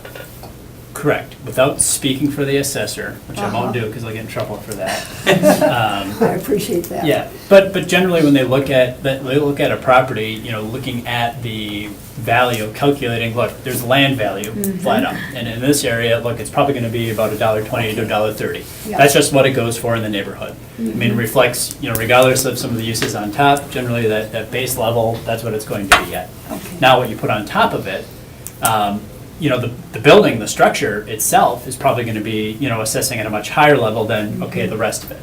And the rest of it's going to be paved. So there is, you know, some improvement in terms of, I mean, paving is an improvement over the grass. So there's value to it. Our assessor says, look, generally it's 50 cents to $1 per square foot for that asphalt. So I just took, okay, it's 60,000 square feet for those 5 lots, just say we're going to pave close to all of it. So it's probably going to come out to $60,000 of value, you know, of improvements for that parcel. Now, in the corner itself, of course, you know, there's some more paving, so again, you know, another $1 per square foot for maybe another, you know, 10,000 square feet, but then there's a structure on it which really yields the most value itself. So in terms of that's where they look at, and that's where I think one of the things that came up about this commercial assessment, I mean, at one time that garage was used for commercial purposes, so that's probably why it had that combo class of valued as commercial structure property. Thank you. Sure. Unlike a couple folks here, I do not find this an easy, obvious kind of thing to do, which has nothing to do with my very great admiration for Mr. Gobin and the work he's put into this and the work he's put into his other structure. That counts very much in favor of approving this request. I've been helped along the way by a couple people who have referred to the Broadway example since I was involved in the Walmart dispute. It was fairly close after I first got on this board. And to me, the two situations are in very different scales, very similar. We're talking about what would be a clear short-term improvement, a huge short-term improvement. We're talking, on the other hand, about visions for the long term. In the case of Walmart versus Broadway, I voted for the vision. One reason I voted for the vision was I didn't want this city stuck with an empty big box 5 years after Walmart moved out of whatever it built. In this case, we're dealing with largely paved and landscaped space, which doesn't really block any future possibilities that might develop as this whole area develops.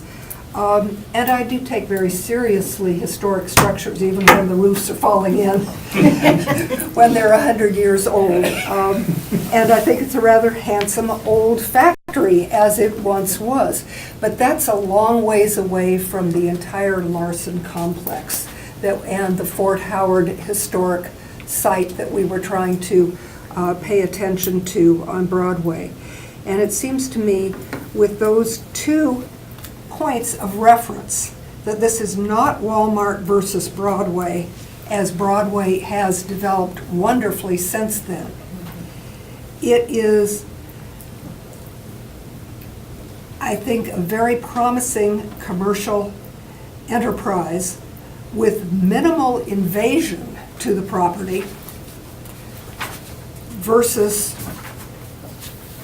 3 attempts to develop it before, or was it just 2, that haven't worked. And so I'm going to be voting in favor of approving this plan. And I wanted you all to know what my thinking was behind it, because that's why I've been asking so dang many questions, trying to get the darn thing straight. It's not an easy question, and anybody who says so is being very, very superficially cited. Since I have been called ridiculous for asking questions. That's all I have. Questions are good. Questions are good. Thank you. Commissioner Knight. Well, I'll give you my take on this. You know, when we talked, I think the discussion we've had here tonight has been useful. You know, I know when sometimes it's frustrating to see things being referred back, but, you know, there was some different information presented at the council, and they had a tie vote from us, and, you know, one of our members wasn't there, and, you know, so, you know, I think the feeling was that, well, let's let the Plan Commission take another kick at the cat and, you know, see what kind of recommendation can come out of planning. When we looked at this before,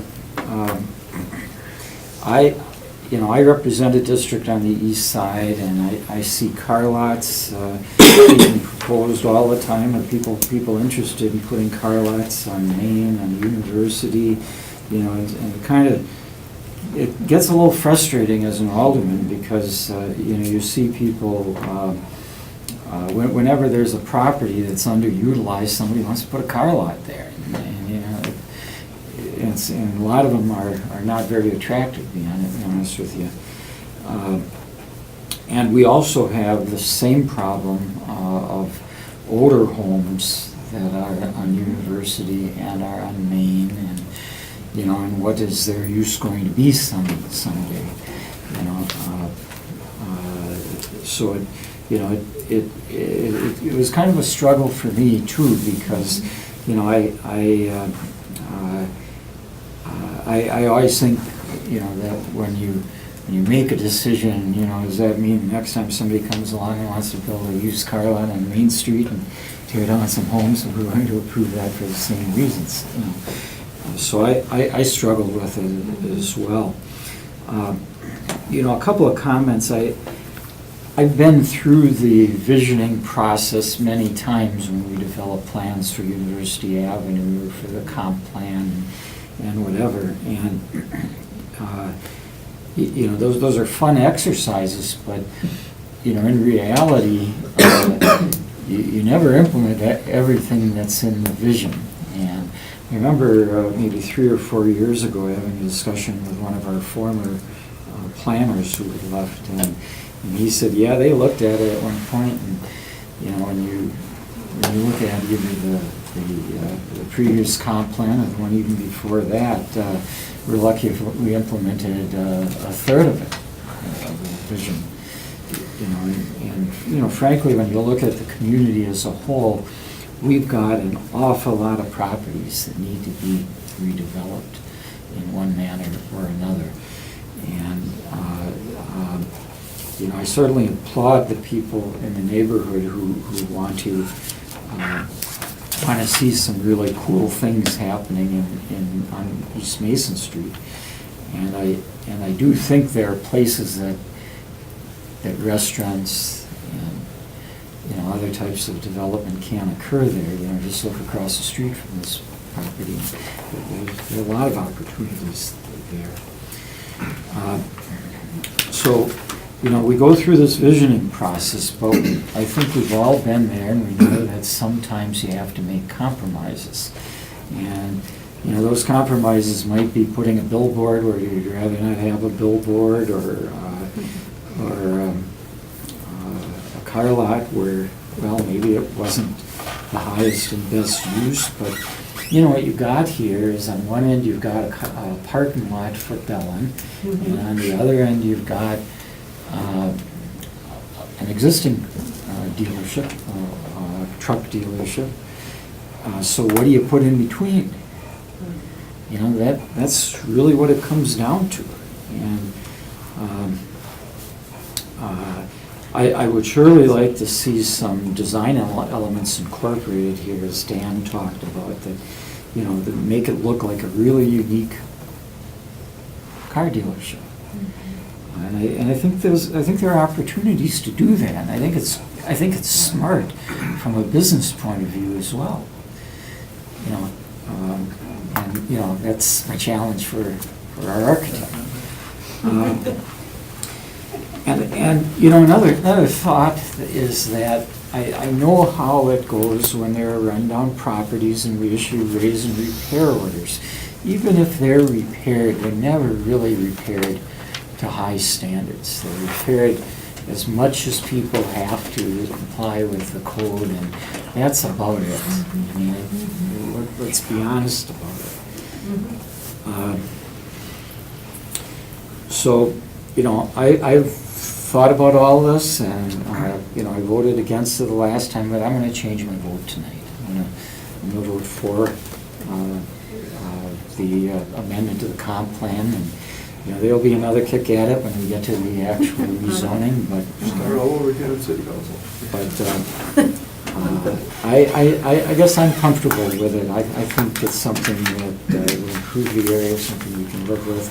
May not be as much as we would have liked, but I think it can be, I think it can be nice. And I really, you know, I hope that all of the thoughts that have been put forward here will be considered. You know, I remember some of the development in my district, you know, when people talked about building Festival Foods, you know, on the east side. People in that neighborhood had a lot of reservations about it, but you know, once it was built and people saw it and saw, hey, this isn't so bad, you know, the whole attitude changed. And I think, you know, it's a challenge for Dan and everyone that's involved in his organization, you know, to try to make it something that the neighborhood is comfortable with. And you know, I guess that's my challenge for you. But I will vote tonight to proceed with the amendment of the comp plan.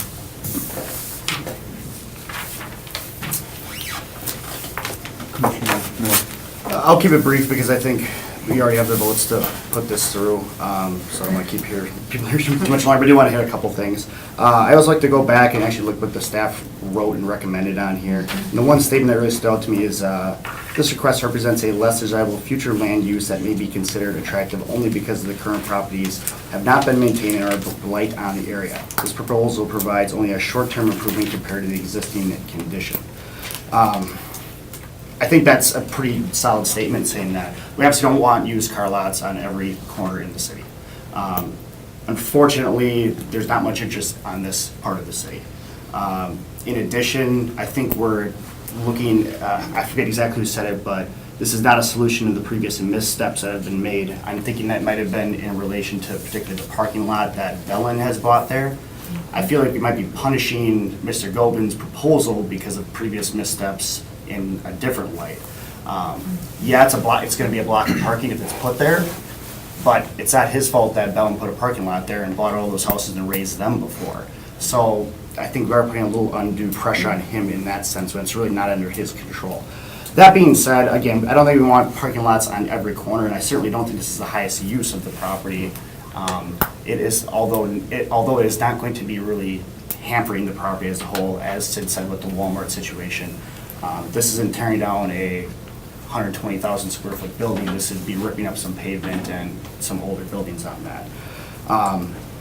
In addition to that, I guess I don't understand why staff was against this as much as they were. So I'd like to have one more opportunity for them to, I guess, change my mind on why this would be, why that is the wrong decision.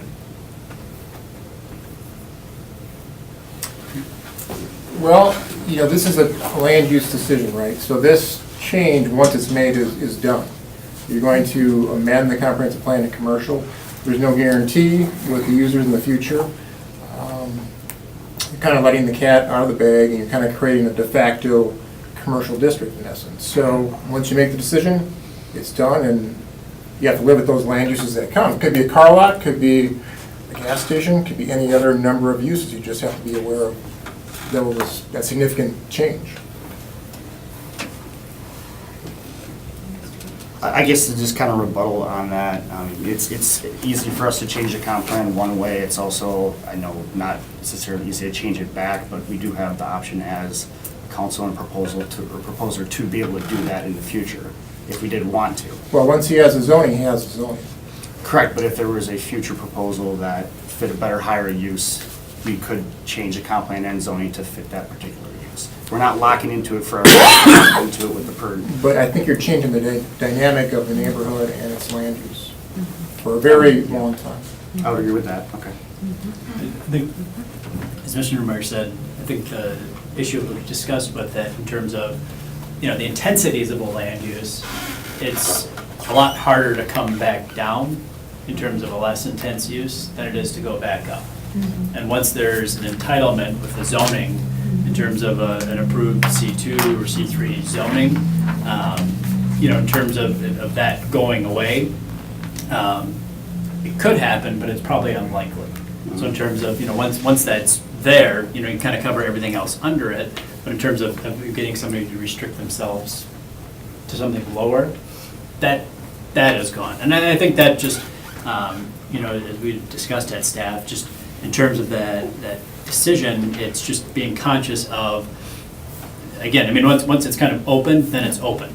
And if that's a decision that this body and then our council is comfortable with, then I think they just have to be, it's our job to kind of say, all right, well, be cognizant then of all the other things that could, you know, come down the line.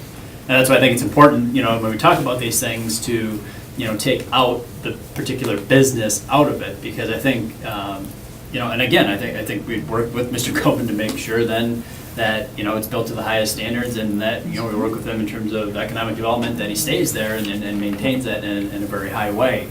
But just understand, like, we can't contractually, like, make him stay here in the city. And so I think in terms of just, you know, that land use perspective is that once we kind of open the door to take it up to that higher intense use, then that's kind of where the new bar is being set. But again, I mean, that's the discretion of this body. I think that's where we, at least from a staff perspective, had concern about just opening the door. I guess one more final thought, sorry, I hate to drag it out. I know the city's not putting up any money for this, but they are in effect investing into an idea and a vision of what this would be, or we are, I guess I should say. And I personally don't see used car dealerships as something I want to put my money on. No offense, it's just, I don't think that's the best use for this area, or just something that's going to be really blooming in the future. So, all in all, when I'm on the fence, I usually will go with the staff's recommendation on these things, and their recommendation is the denial. I really have no strong feeling either way, so I'm going to go with denial on their behalf. Thank you. Commissioner Hanson? All right. Well, I did see that article that Alderman Galvin brought up that Jeff Bully had posted on Facebook, just talking about the housing in Green Bay. And housing is absolutely needed. I don't think people understand. I wish I had more rental properties because I have people messaging me all the time asking if I have any openings.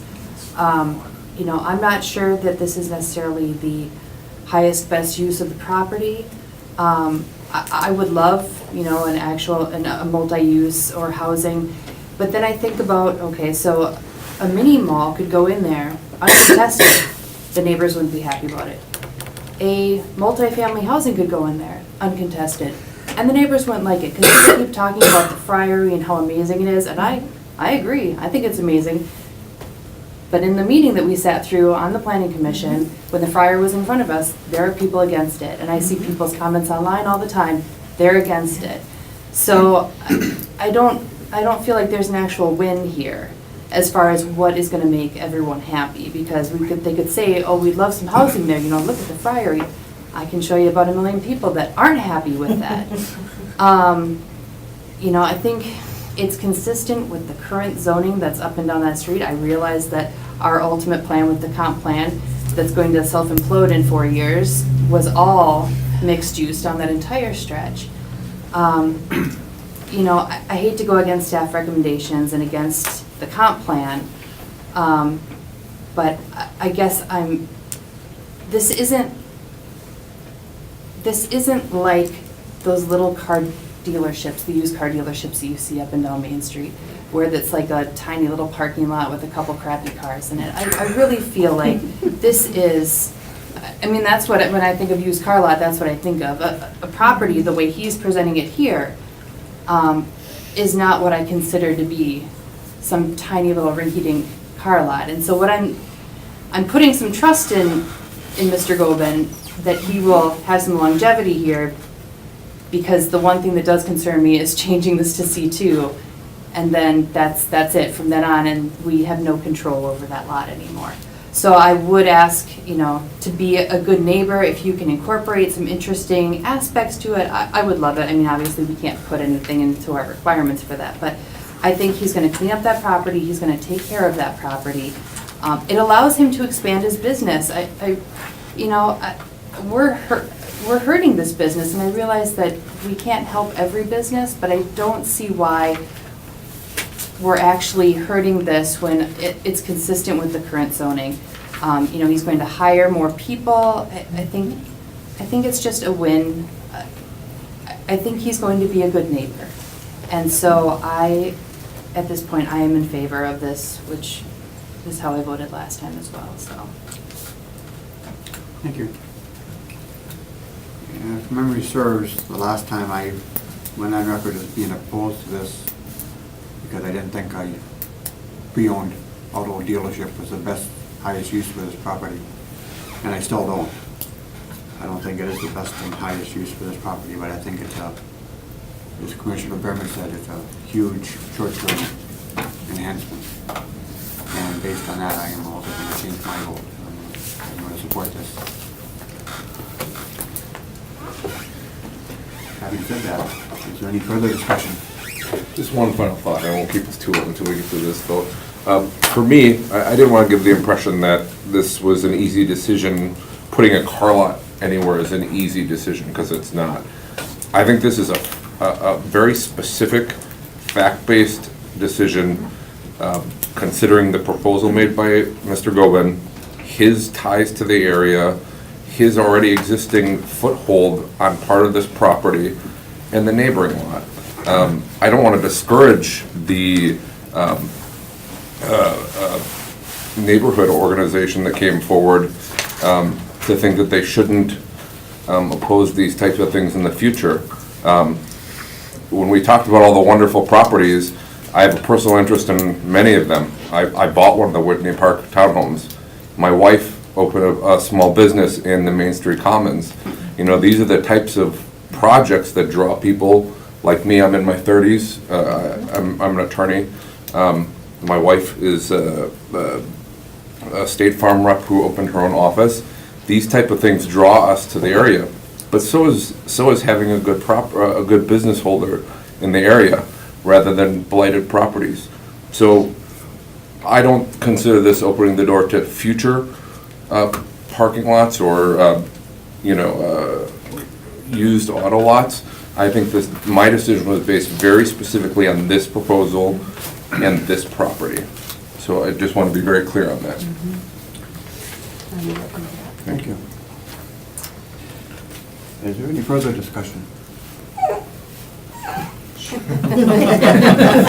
There's nothing to say.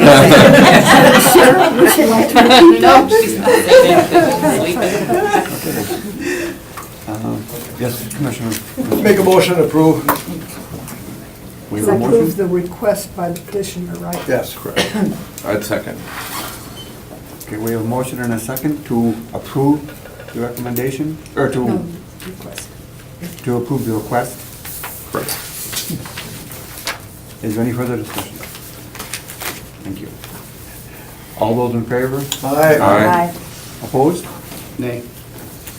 Okay. The recommendation is approved.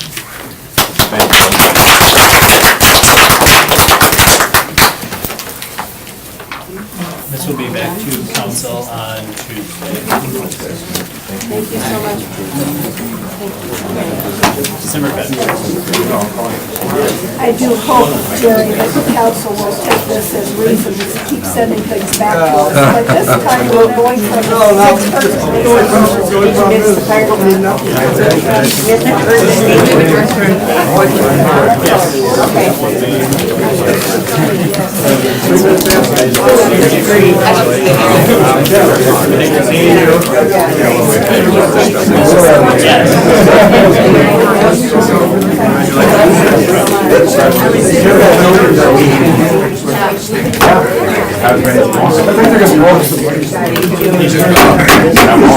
Thank you. take your discussion outside. Thank you. Thank you. Good luck, Dan. Thank you very much. Have a good night. Thank you,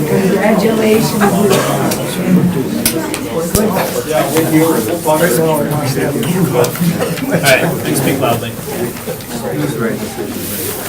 Director's report, so at the the city council meeting, November 14th, there was a third reading amending the area development plan for Crestwood Springs Court, that area that was approved. And then as far as the other two items, they came back here today, so we dealt with them today, the sidewalk ordinance and GOVIN request. So those will go into council on the 5th. Mr. Director, may I ask about two previous items that we have had and acted on? I'm wondering what's happening to the boutique hotel on Nicolay. Project has been a little bit at a standstill.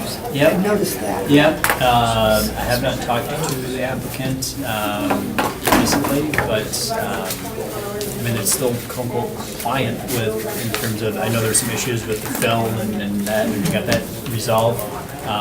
But I don't have any update in terms of that project moving forward or not moving forward. And is there anything happening with the Tillman property? It looks like there's been some... Oh, it is? You brought it? Yes, so that was in response, I believe, to some additional orders that we had on the property. For cleaning it up, there was some debris and mess, and I think as part of doing that, they also decided to clean up the landscaping a bit too. But there is not a current development project or request at this time. Okay, thanks. Congratulations, Mr. Goldman. Thank you very much. Sure, thank you. Good luck. And then just last update, hiding back in the corner, we have a new planner. Some of you may recognize Mr. David Buck joined us via the city of Menasha. His first day was today, so he's put in a full, almost 13-hour day here today, starting off on the right foot.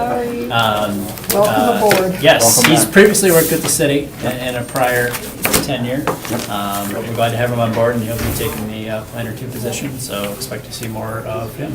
You didn't have enough yet? Holy gosh. Came back for more. Take a 12-year break. Came back. Some people never would.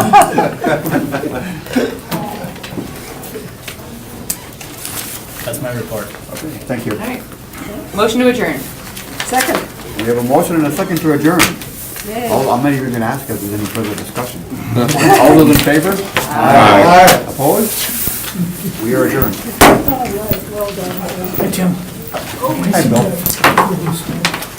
Oh.